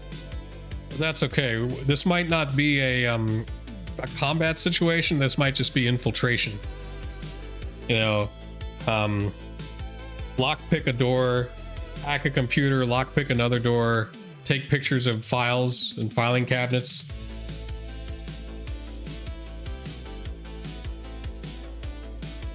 Yeah, I don't think it's going to be a combat situation, but you never know. Maybe the dude has a dog. Or there's a camera and Maria didn't tell us about the camera. I don't think there's a camera, though. There's no place... from the map she laid out, there was no place to put someone watching the cameras, you know? Ultranova and Kurt step out of the Americar into the cold Belltown rain like two men who should have gone home an hour ago and made worse decisions instead. Caps low, hoods up, sunglasses, useless but plausible in the neon glare. Gloves on before they leave the car. Kurt keeps a sling bag casual against his hip, not hugged like it matters. Ultranova locks the Americar and does not look toward the target too long. God, wouldn't it be funny if our car gets stolen? They walk the block. It's a shitty car, so they're not going to do that. They walk the block loose and uneven, not quite staggering. Just enough to read as late night Belltown. Two tired guys cutting between bars, synth beer, bad food, and maybe a place to piss before the ride home. A couple of club kids under an awning glance at them and look away. A private security man smoking across the street gives them a half a second of bored attention and goes back to watching the rain. Nobody calls out, nobody follows, nobody visibly clocks them as runners. Oh, they did some stealth checks. Boom, boom. You have a stealth of 6, so I mean, like, shit. Cover behavior. So I have street etiquette and you have street etiquette. We did the street etiquette rolls, so we did the drunk cover, so we're pretty good on that. SimSense rental storefront glows blue-white down the block. Its public front is mostly dead at this hour, but the cheap signage keeps flickering like a nervous system. The side alley beside it is narrow, wet, and half choked with old trash bins and delivery pallet that has been there too long. Kurt lets his shoulder bump lightly against Ultranova's, like he's drunker than he is. Don't say anything funny, he mutters without using names. I'll laugh and ruin the whole criminal theater thing. They veer into the alley. To anyone on the sidewalk, it looks exactly what they planned. Two drunk men ducking out of the rain to take a piss where the cameras probably do not care. The side stair door is there, just like Maria drew it. Metal painted dark, old keypad plate near the latch, mechanical lock below it, and a cheap covered bulb above the frame. The stairs beyond are not visible from the street. No voices come from behind the door. No light leaks from around the frame except a weak line from the stairwell emergency strip. Up close, the door has three things worth noticing without touching it too much. Clear visible door details. Mechanical lock below the handle. Old keypad plate beside the frame. Status light is dark or dead from this angle. Cheap exterior bulb above the door. No obvious fresh pry marks. No visible camera mounted directly over the door. Door opens inward and into the stairwell space. Hinges not exposed on alley side. Kurt shifts the sling bag slightly and looks at the keypad plate. Quiet door first, he says under his breath. Then we find out if Gavin Rowe buys good locks or just rumors. Kurt will lockpick.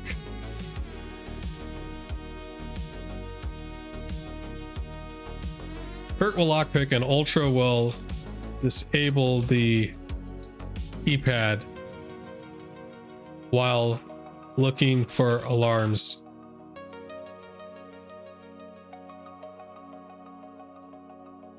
I would have done something about the bulb to kind of give us cover, but then we couldn't see. And it would actually make lockpicking harder.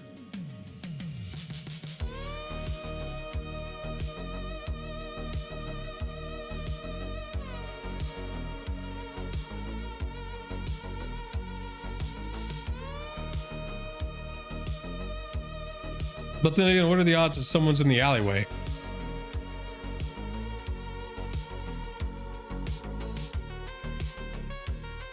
And Max doesn't even know we're after him yet, right? Like, as far as Max knows, he's just worried that, like, you know, Maria's been compromised. Maybe that's what he wanted all along, and he's actually kind of happy that she's disappeared, possibly dead, you know?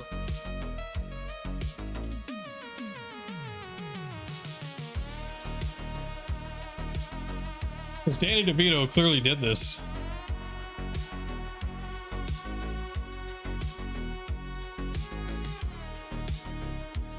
Alright, Ultranova goes to the keypad first. Shoulder turns so his body blocks the work from the alley mouth. The plate is old, cheap, and painted over twice. He eases the cover loose instead of ripping it, catches the little wire bundle inside and finds what matters. Not a real high-end maglock, more like a keypad tied into a door contact in a local alarm dialer path. Yeah, he probably hopes she's dying or dead, right? That was the plan. So there was an alarm.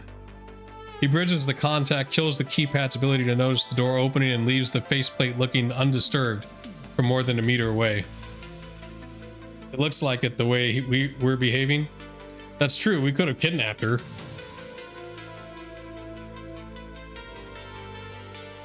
Alright, so I bypass that, and Kurt works the mechanical lock below it. The first pass does not give. The pins feel gritty and old, but not stupid old.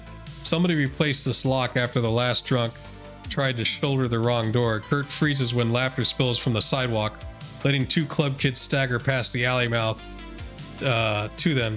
He and Ultranova are just two shadows doing something unsanitary near a service door. When the street noise fades, Kurt resets the tension wrench, breathes once and tries again.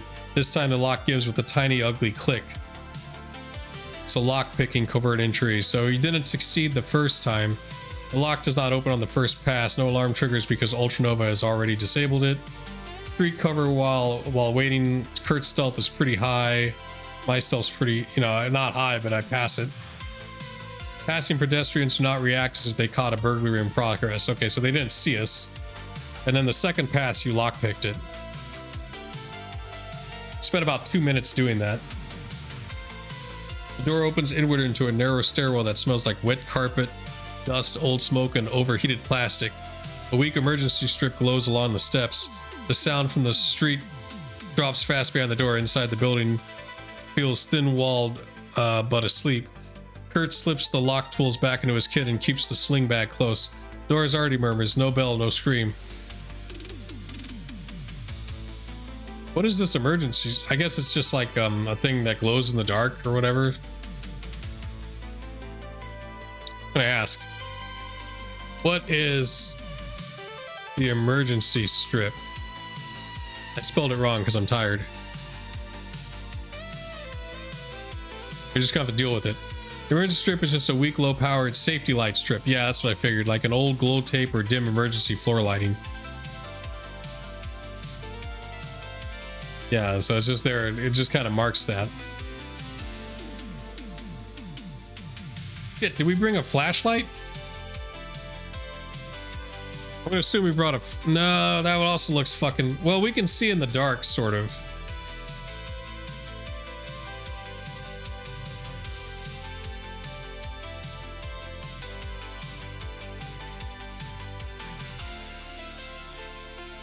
Yeah, we have low light vision, which there should be enough. We're not going to turn on the lights because that, you know, then the building lights up. I think we should... Here's an old Dungeons and Dragons trick. Ultranova and Kurt look for traps and investigate the area. We always look and investigate first before we do anything. You never know.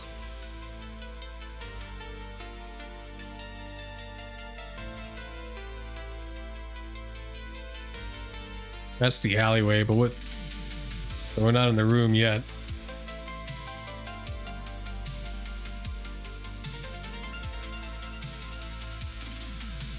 Have the party search. Always have the party search. We walk one square, have the party search. All right. Ultranova and Kurt ease into the stairwell without letting the alley doors swing shut hard behind them. At least the AI knows that we need to be stealthy in this. It's not like making us act like idiots. The stairwell is narrow enough that one bad noise would travel. Old carpet on the stairs, painted brick walls, weak emergency strip light along the step edge. The air smells like wet shoes. I'm just gonna have it make an image because I noticed we haven't done one yet.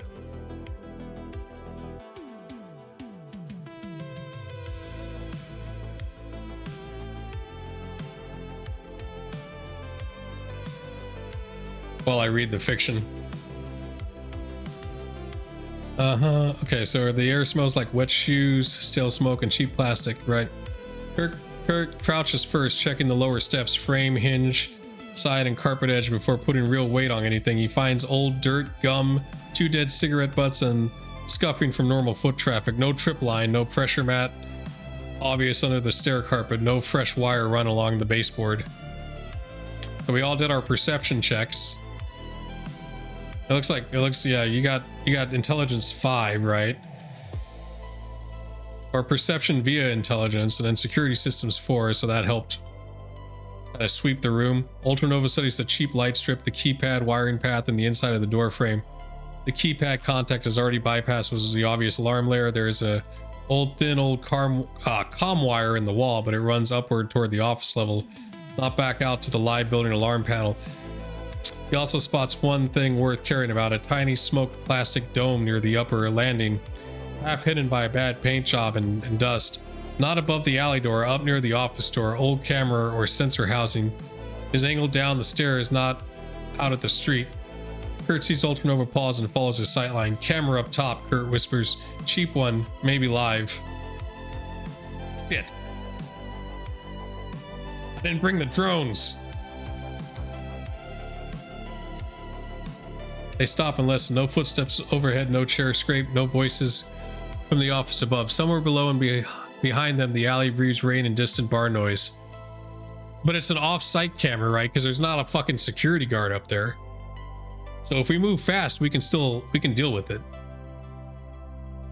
Because it might take a while for people to notice any movement.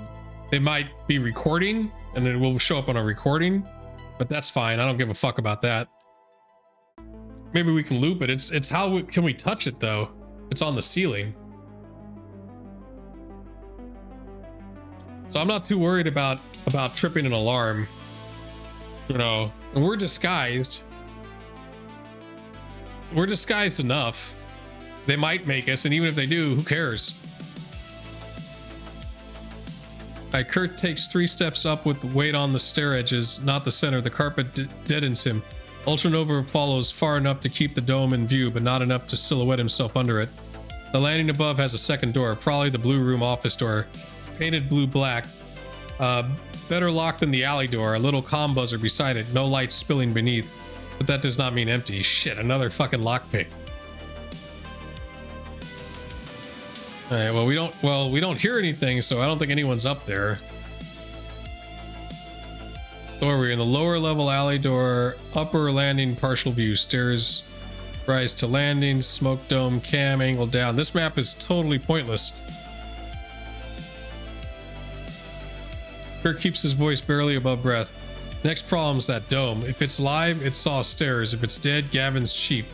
If it records local, it still matters. I mean, if it's recording local, we could probably just fucking take out the logo. I don't think it's a live feed. Oh shit, this is what we're doing? Oh, there's the fucking dome right there. Okay, hold on. I'll go change the image.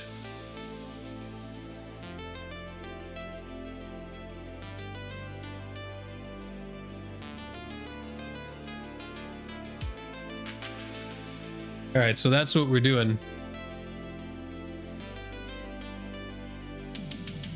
So that's not too bad. I thought we'd be in the room by now, though.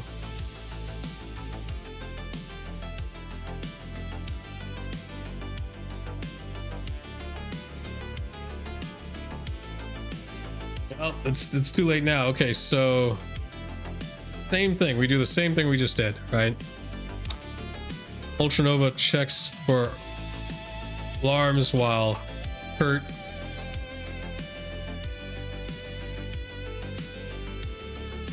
Ultranova covers the camera. Yeah, we should bring like spray paint or something to do that, right?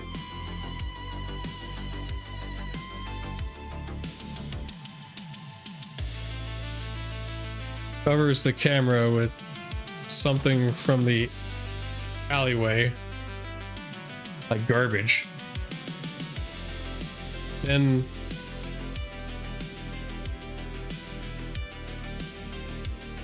you know what though? It's fucking low enough, like at least in this picture, that like I could probably hack it, right? Ultranova spoofs the camera if it's in reach. If not, he puts something over the camera from the alleyway. Then Ultranova checks the electronics on the door to disable any alarms. After that, Kurt lockpicks the door. Like a gray, wet, abandoned shirt. Yeah, there's got to be something in the, you know, like cardboard or some shit we can do.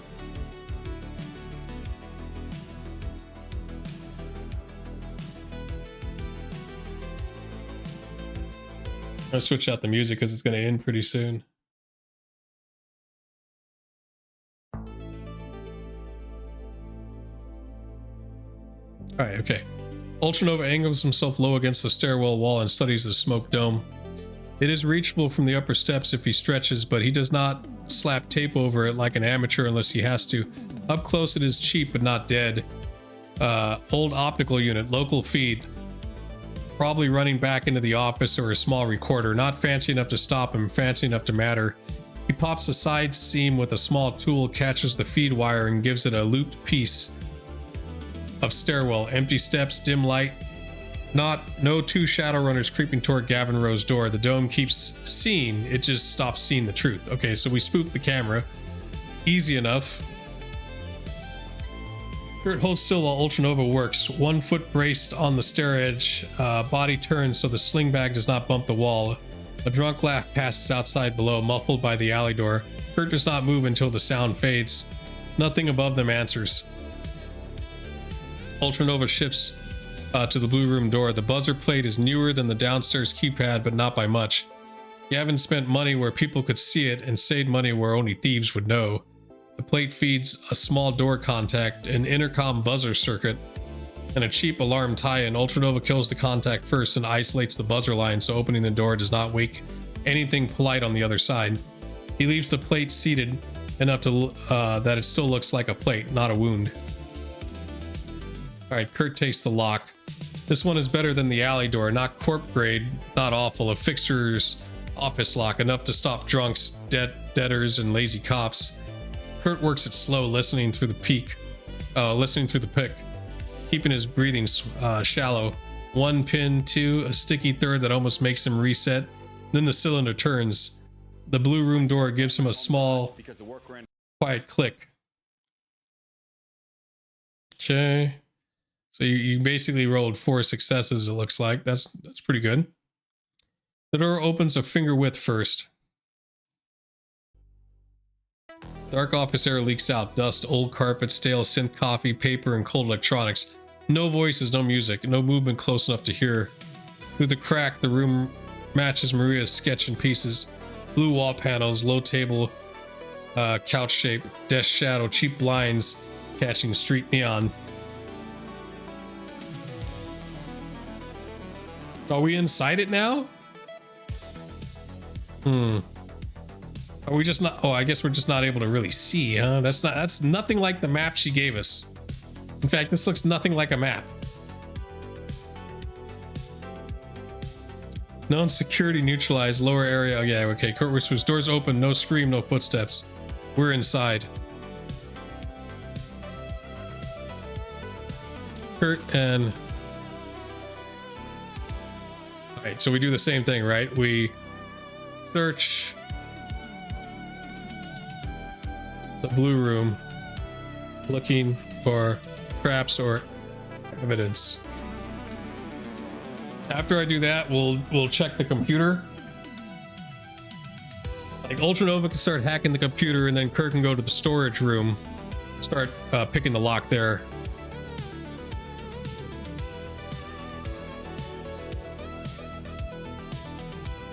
Yeah, we sweep the room first. We always sweep the room.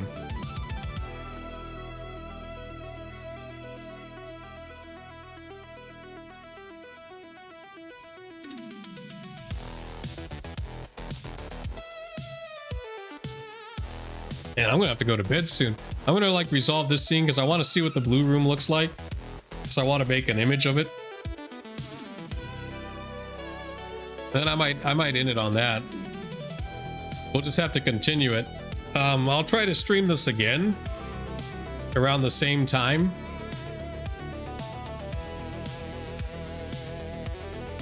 All right, I'm gonna say, give me an image of this.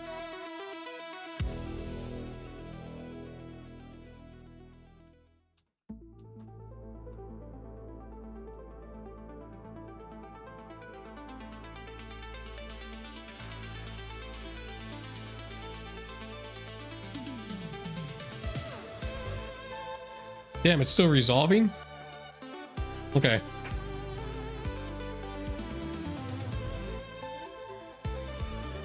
Alright, now I'll go back up here. A lot of fiction to read, guys. Alright, Ultranova and Kurt do not fully step into the blue room at first. They open the door wider by centimeters, letting the dark office become shapes. Couch, low table, desk, cheap blinds, blue wall panels, old carpet. No one moves. No breathing, no chair creak, no warm body smell under the stale synth coffee and dust. Kurt goes in low and slow, sweeping the floor line, couch edge, desk approach, and storage door with his eyes before his hands touch anything. He finds no tripwire, no pressure plate, no shotgun on a string stupidity. What he does find is more office paranoid, a little foot switch under Gavin's desk, position where a seated man could hit it without moving his hands. Panic button, Kurt breathes, desk side. Don't kick the furniture. So had we come here during the daytime and questioned him, we would have had to have dealt with that. But since he's not here, we came in and no one was here, we don't have to deal with that. So that's an interesting little tidbit there. Ultranova follows the wiring instead of the furniture. The panic switch runs into the desk, then out through an old bundle toward the wall. The office terminal has a live telecom data line. The stairwell camera feed runs into a cheap recorder box in the storage closet. There is no professional alarm host here, just layers of little dirty office systems. Panic button, camera recorder, terminal line, buzzer contact. Ultranova kills the panic switch at the junction rather than pressing or cutting it where Gavin would notice immediately. Then he isolates the terminal's outgoing line so anything local can be touched without letting it scream outward. Okay, so I disabled desk panic switch path disabled. Don't know why I needed to do that, but I did. We should disable the button without it being obvious. Apparently I did for no reason. So now we got a full map because we searched, and it kind of matches what she gave us. You know, there's a closet over here on the right. This area up here shows the street. There's like a couch that Max sits in, a chair that Gavin sits in, then a desk terminal that I'm gonna hack. It's so he gets in trouble when he needs it. That's true, yeah, because it's something that he does when he's like panicked. It's like a silent alarm. Whatever it calls, who knows, but it's disabled now. Which means that if we do come in during the day when he's here, he won't be able to call for help. All right, they start with paper. Kurt checks the desk drawers, the low table, the couch cushions, the underside of the chair, then the storage closet. The storage closet's not even locked. Thank God we don't have to lockpick it. Gavin Rowe is not tidy. He is tidy looking. Different animal. The visible desk is clean enough for meetings. The storage closet is where the truth gets shoved when someone knocks. Kurt finds file folders in a cheap lockbox inside the closet, not hidden like treasure, hidden like paperwork Gavin expected to need again. The folder labels are short and ugly. Mercurial, arm HZ angle, UW93 incident language, so that's the old warehouse 93. Foley rescue positioning, Quan quotes promo, Celeste Mar access notes. So this is building it right here. This is the fucking smoking gun, baby. Kurt holds the folder still, while Ultranova photographs each label before anything moves out of order. All right, so Kurt found a storage thing. Labels photographed in place. Folder order preserved before review. Gloves remain on. The first folder, Mercurial arm HZ angle, is not a confession, it is worse, in a different way. Story architecture. Type notes frame Armando as credible threat vector, old management control figure, and syndicate adjacent enough for audience acceptance. One page has draft language about Maria escaping a dangerous prior business arrangement and needing an independent protection. The date stamps matter. Some drafts are from before the Underworld 93 attack. That's important right there. Kurt photographs every page before turning it. Armando Engel was being dressed before the blood hit the floor, he whispers. So that now, beyond a shadow of a doubt, we know. It's not just hearsay. We have hard evidence.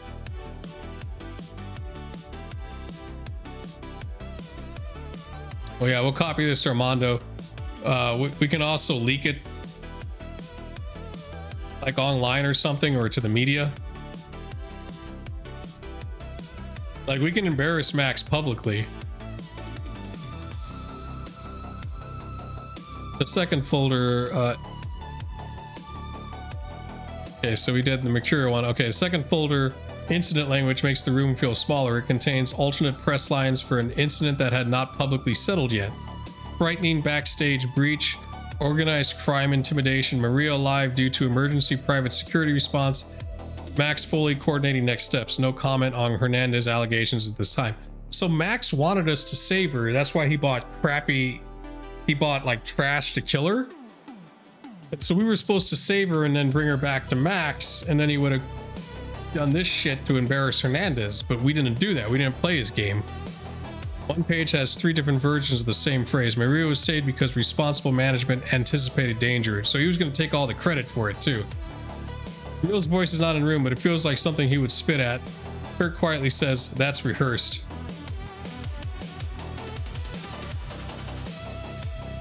All right. Ultranova moves to the desk terminal. He does not bring it onto the matrix. He does not let it talk to the outside. He mounts the local storage and starts pulling a working copy onto the clean data chip. Terminal complains about missing network access twice. Ultranova lies to it politely both times. The local directory structure has folders matching to paper files. Then one folder catches his eye. Blue Room calls archive. Private. MF. Max Foley. All right, the local recorder in the storage closet is next. Oh shit, we can take the fucking footage from the camera. I mean, it's just more shit we can take. That'll be fun. Ultranova checks it before pulling anything. It has feeds from the stairwell camera, a tiny office angle pickup, and archive snippets instead of full continuous recording.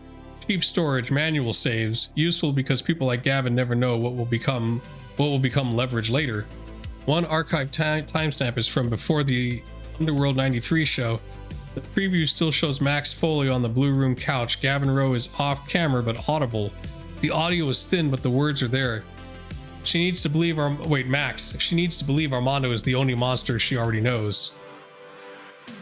Gavin, and after? Max, after she needs saving. Kurt freezes. Ultranova saves the clip to the data chip and photographs the recorder display. Kurt opens CMAR access notes. The handwriting is not Maria's. It is clean, small, office practical. The page lists Maria's show habits, expected dressing room routes, who she trusted, what she carried, which staff could redirect her without causing a fight. And one line, Underworld, stage left, exit easiest if Max confirms personally. Sydney staff unreliable unless paid twice. Kurt's jaw tightens. That's the route.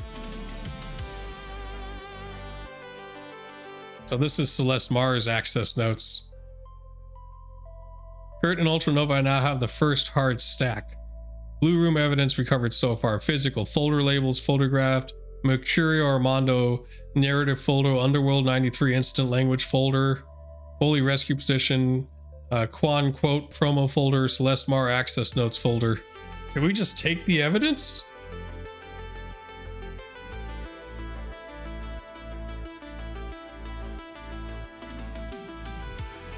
The blue room is still quiet. The copier progress bar crawls across Ultranova's screen. The office smells like old lies and hot dust. Kurt keeps the folders open just enough to photograph, then puts each page back exactly where it came from.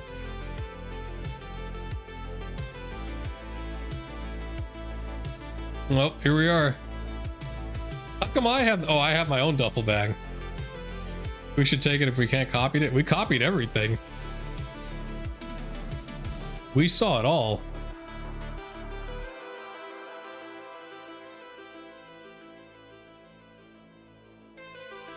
Yeah, so that's sweet. Let's boogie. Yeah, I like how there's like just shit on the table says eyes only.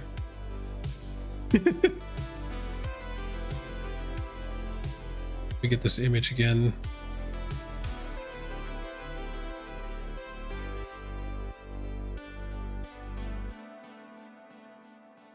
Okay, there it is.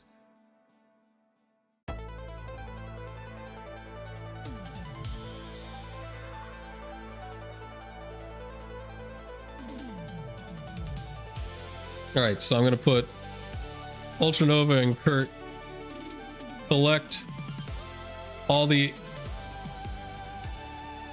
evidence they can. They close the doors as they leave and make it look like they were never there. They go to the car and leave.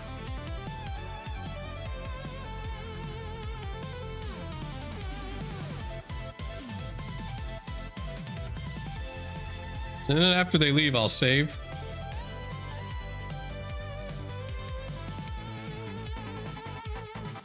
Because I think that's a good breaking point, right? To save, because, you know, we broke in. We got some information. I like how the stairwell is leading down now instead of up. Just noticed that.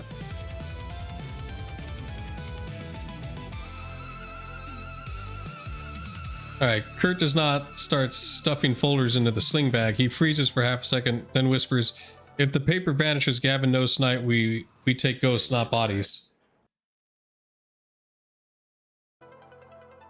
So they take everything they can without making the room scream. Ultranova finishes a terminal copy to clean data chip, local folders, Max linked archived, draft files, call logs, and the recorder snippets. The copy is ugly in places, old directory structure, messy network references, corrupted thumbnails, but the core evidence transfers. He makes a second partial fallback copy of the strongest items. the Max Gavin clip, the Underworld incident language, the Celeste access notes, and the pre-built Armando narrative material. Ooh, I failed my... How the fuck did I fail my computer thing? I had 6. All 6 dices? At least I got the other one, the support one. Kurt works paper while Ultranova works silicon. Try again.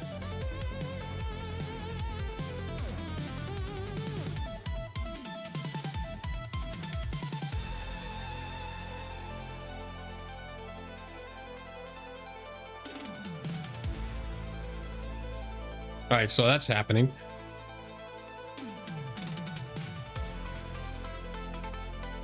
So we'll just assume that after that one, because it's not like there's no reason for me not to try again. It's not like it locks me out or there's like a timer. This guy doesn't have like ICE security. There's no... If it was a corporate thing, there'd be security, and for every failure, we would tick the security up until eventually it turns into an alarm. I don't think we have to worry about that with this guy. All right, no obvious file copy prompt. He does not reconnect anything that would phone home. Kurt resets the lockbox, drawers, closet, desk, chair, and office door angle. The panic switch remains neutralized but looks untouched unless someone tests it. The camera loop stays in place long enough to cover their exit. The room looks like a little dirty, looks like a dirty little press fixer's office again. Not clean, not innocent, just unvisited. Let me go see, did I succeed in trying again? Rewind the beat. Ultranova pulls the cable and lets the blue room terminal go back to sleep. He stops. The first copy he has to meet, but not enough of the bones. Too many broken directory paths, too many ugly little metadata gaps. He keeps the terminal isolated, swaps in the second clean data chip as a buffer, and reruns the copy slower. Not grab everything fast, but preserve what proves when and where this lie was built. Kurt stays at the door listening to the stairwell, one hand near the sling bag. Clock's ticking, he whispers, but yeah, get the timestamps. Ultranova does. Terminal grinds through a deeper pass. This time he pulls cleaner file structure, better date metadata, call index fragments, draft revision trails, and more complete copy of the Max Gavin archive footage. One bad directory still refuses to come clean, old corruption or deliberate pruning, but the evidence package becomes a much stronger.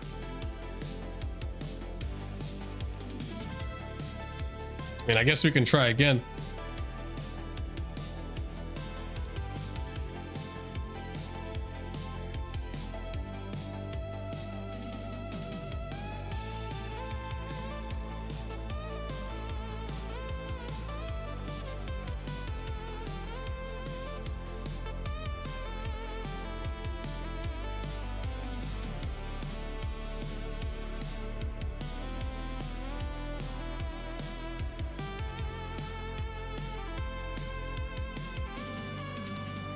Okay.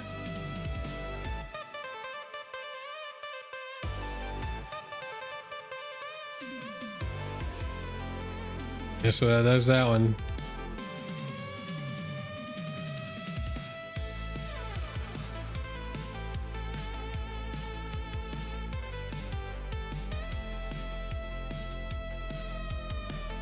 I mean, there's no reason for us not to try again.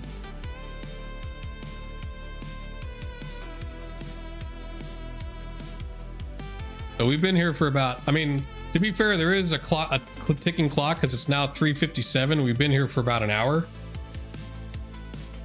Every time I try, the clock will tick, right? So even if there's no alarm, we don't want to be here until, you know, when the place opens.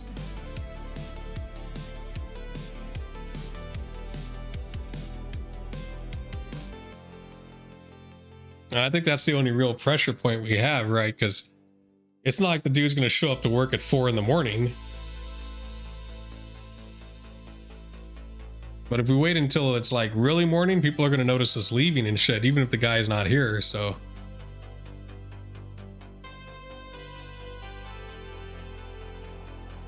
All right. Ultranova does not accept the bad directory is dead. He keeps the first good copy untouched, pulls another clean storage chip from the kit, and makes the terminal work for it. This time, he does not try to clone the whole directory at once. He carves around the corruption, hit us first, then deleted index fragments, then revision trails, then whatever file bodies will still come loose. 6 would start to be too late. Oh, that'd be way too late. We want to be out of here by at least 4, before 5. Terminal grinds louder than he likes. Kurt stops by the office door, body still listening down the stairs while the screen throws green-blue light across Ultranova's gloves. Don't let it eat the copy we already have, Kurt whispers. Ultranova doesn't. The first chip stays safe. The second chip becomes the surgery tray. The corrupted directory finally cracks open in pieces. Not clean, not complete, but enough. It was a pruned working folder tied to Warehouse 93 language, Celeste Mar access notes, and Max Foley's private archive. Most of the body files are damaged, but Ultranova pulls recovered headers, draft timestamps, and several deleted text fragments. One fragment has Gavin Rowe's shorthand all over it. Another references Celeste by initials. A third is ugly enough to make the room feel colder. He might have deleted this file or tried to purge it. My guess. Alright, Halloweener looked useful, cheap, loud, deniable. Let Armando Yakuza do the rest. Oh, there we go. Kurt reads it over Ultranova's shoulder. That's them planning the shape of the attack. Ultranova finds one more damaged note stub under the same deleted directory. Stage left works if Maria confirms exit personally. Oh wait, no, not Maria. Max confirms exit personally. Staff gap must look like panic, not order. Kurt's jaw tightens. That's the kill lane. The recovery does not produce a clean payment order, name gunman, or direct Max hired attackers file, but it gives the crew something stronger than vibes. Deleted planning fragments that connects Max rescue narrative, Celeste access notes, the stage left route, and the desired Halloweener style look of the attackers.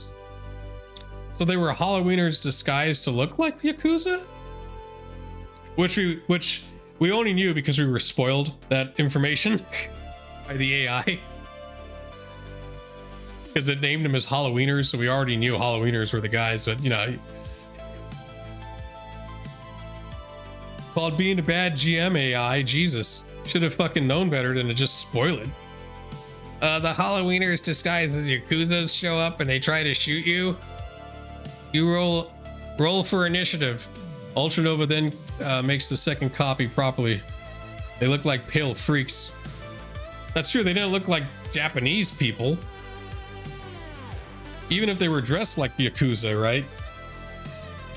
The first chip now holds a stronger broad evidence package. The second chip holds the recovered corrupted directory fragments and duplicate of the most important files. The Max Gavin clip, Warehouse 93, paired luggage, Celeste access note, Armando Yakuza narrative drafts, and the new Halloweener stage left fragments. He verifies both chips locally without letting the terminal talk outward. No alarms, no outbound line, no obvious change on the terminal screen except what Ultranova wipes back into stillness. Kurt puts the last folder back with 2 fingers and closes the storage box. It's exactly how he found it. Ultranova leaves the terminal asleep and dumb looking. The blue room returns to being a dirty little office full of lies, except now the lives have witnesses. So it's 4 o'clock now, so we gotta get out of here.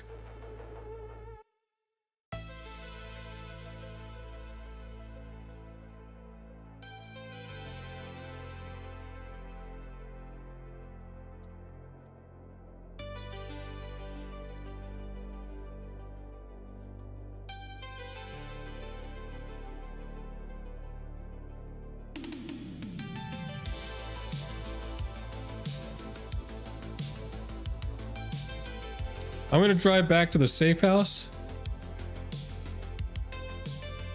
We gotta get the fuck. When I drive back to the safe house, I'll take precautions because I don't know if we were followed. I don't think we are, but like, fuck it, right? It just wastes time. It's not like I'm paying for gas.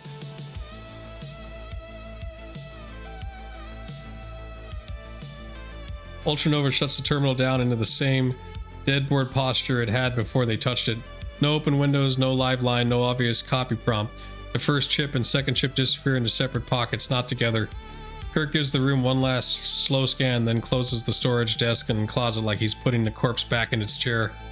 The blue room looks dirty, tired, and unvisited.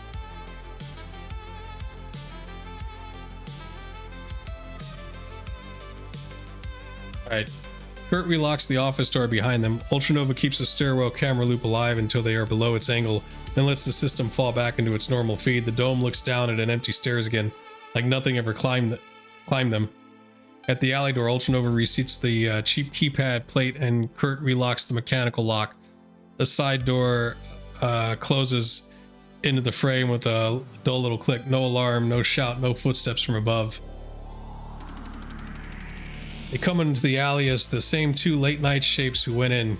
Caps low, shoulders loose, moving like the rain and cheap beer have made them stupid instead of careful.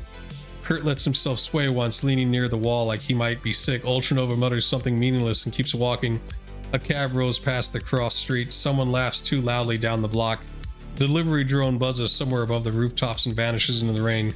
No one points, no one follows them from the alley mouth. They reach the Americar. Kurt gets in first. Evidence split and controlled. Ultranova does not start fast. He checks the mirrors like a tired driver, not a hunted runner, then pulls out smooth into Belltown's wet early morning traffic. He does not drive straight back. He takes a long, ugly route. Two wrong turns that are not wrong if you are watching mirrors. A fuel station pass without stopping. A slow block behind a delivery truck, then an underpass loop where any tail would have to either commit or vanish. Kurt watches the back glass.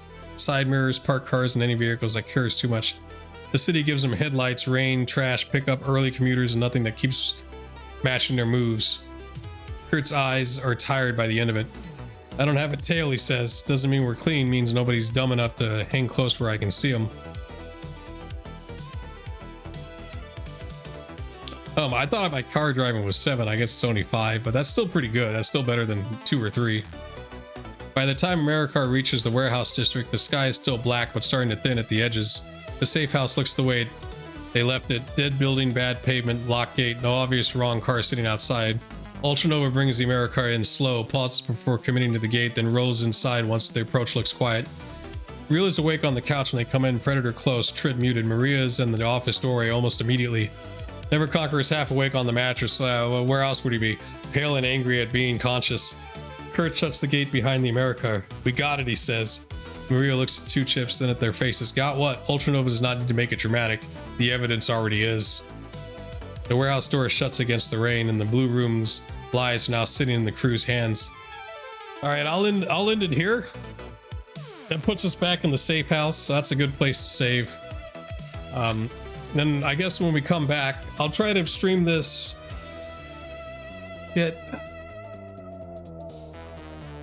Probably not tonight. If I do stream it tonight, I'll try to put like a thing on my Discord. I'll put it in the announcements saying that I'm streaming at like 10. I'll try to stream it probably, what is today, Wednesday now?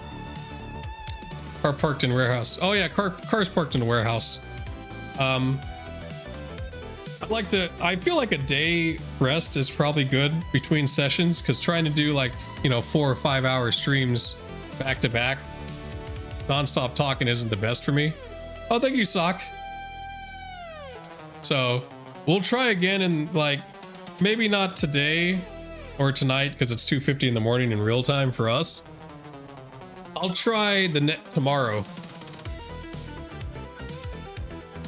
So Thursday, right?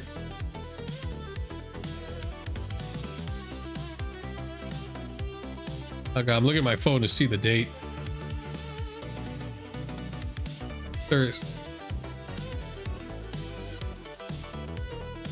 Oh wait, no, today's Thursday. Oh shit, I'm confused. Okay, today's Thursday.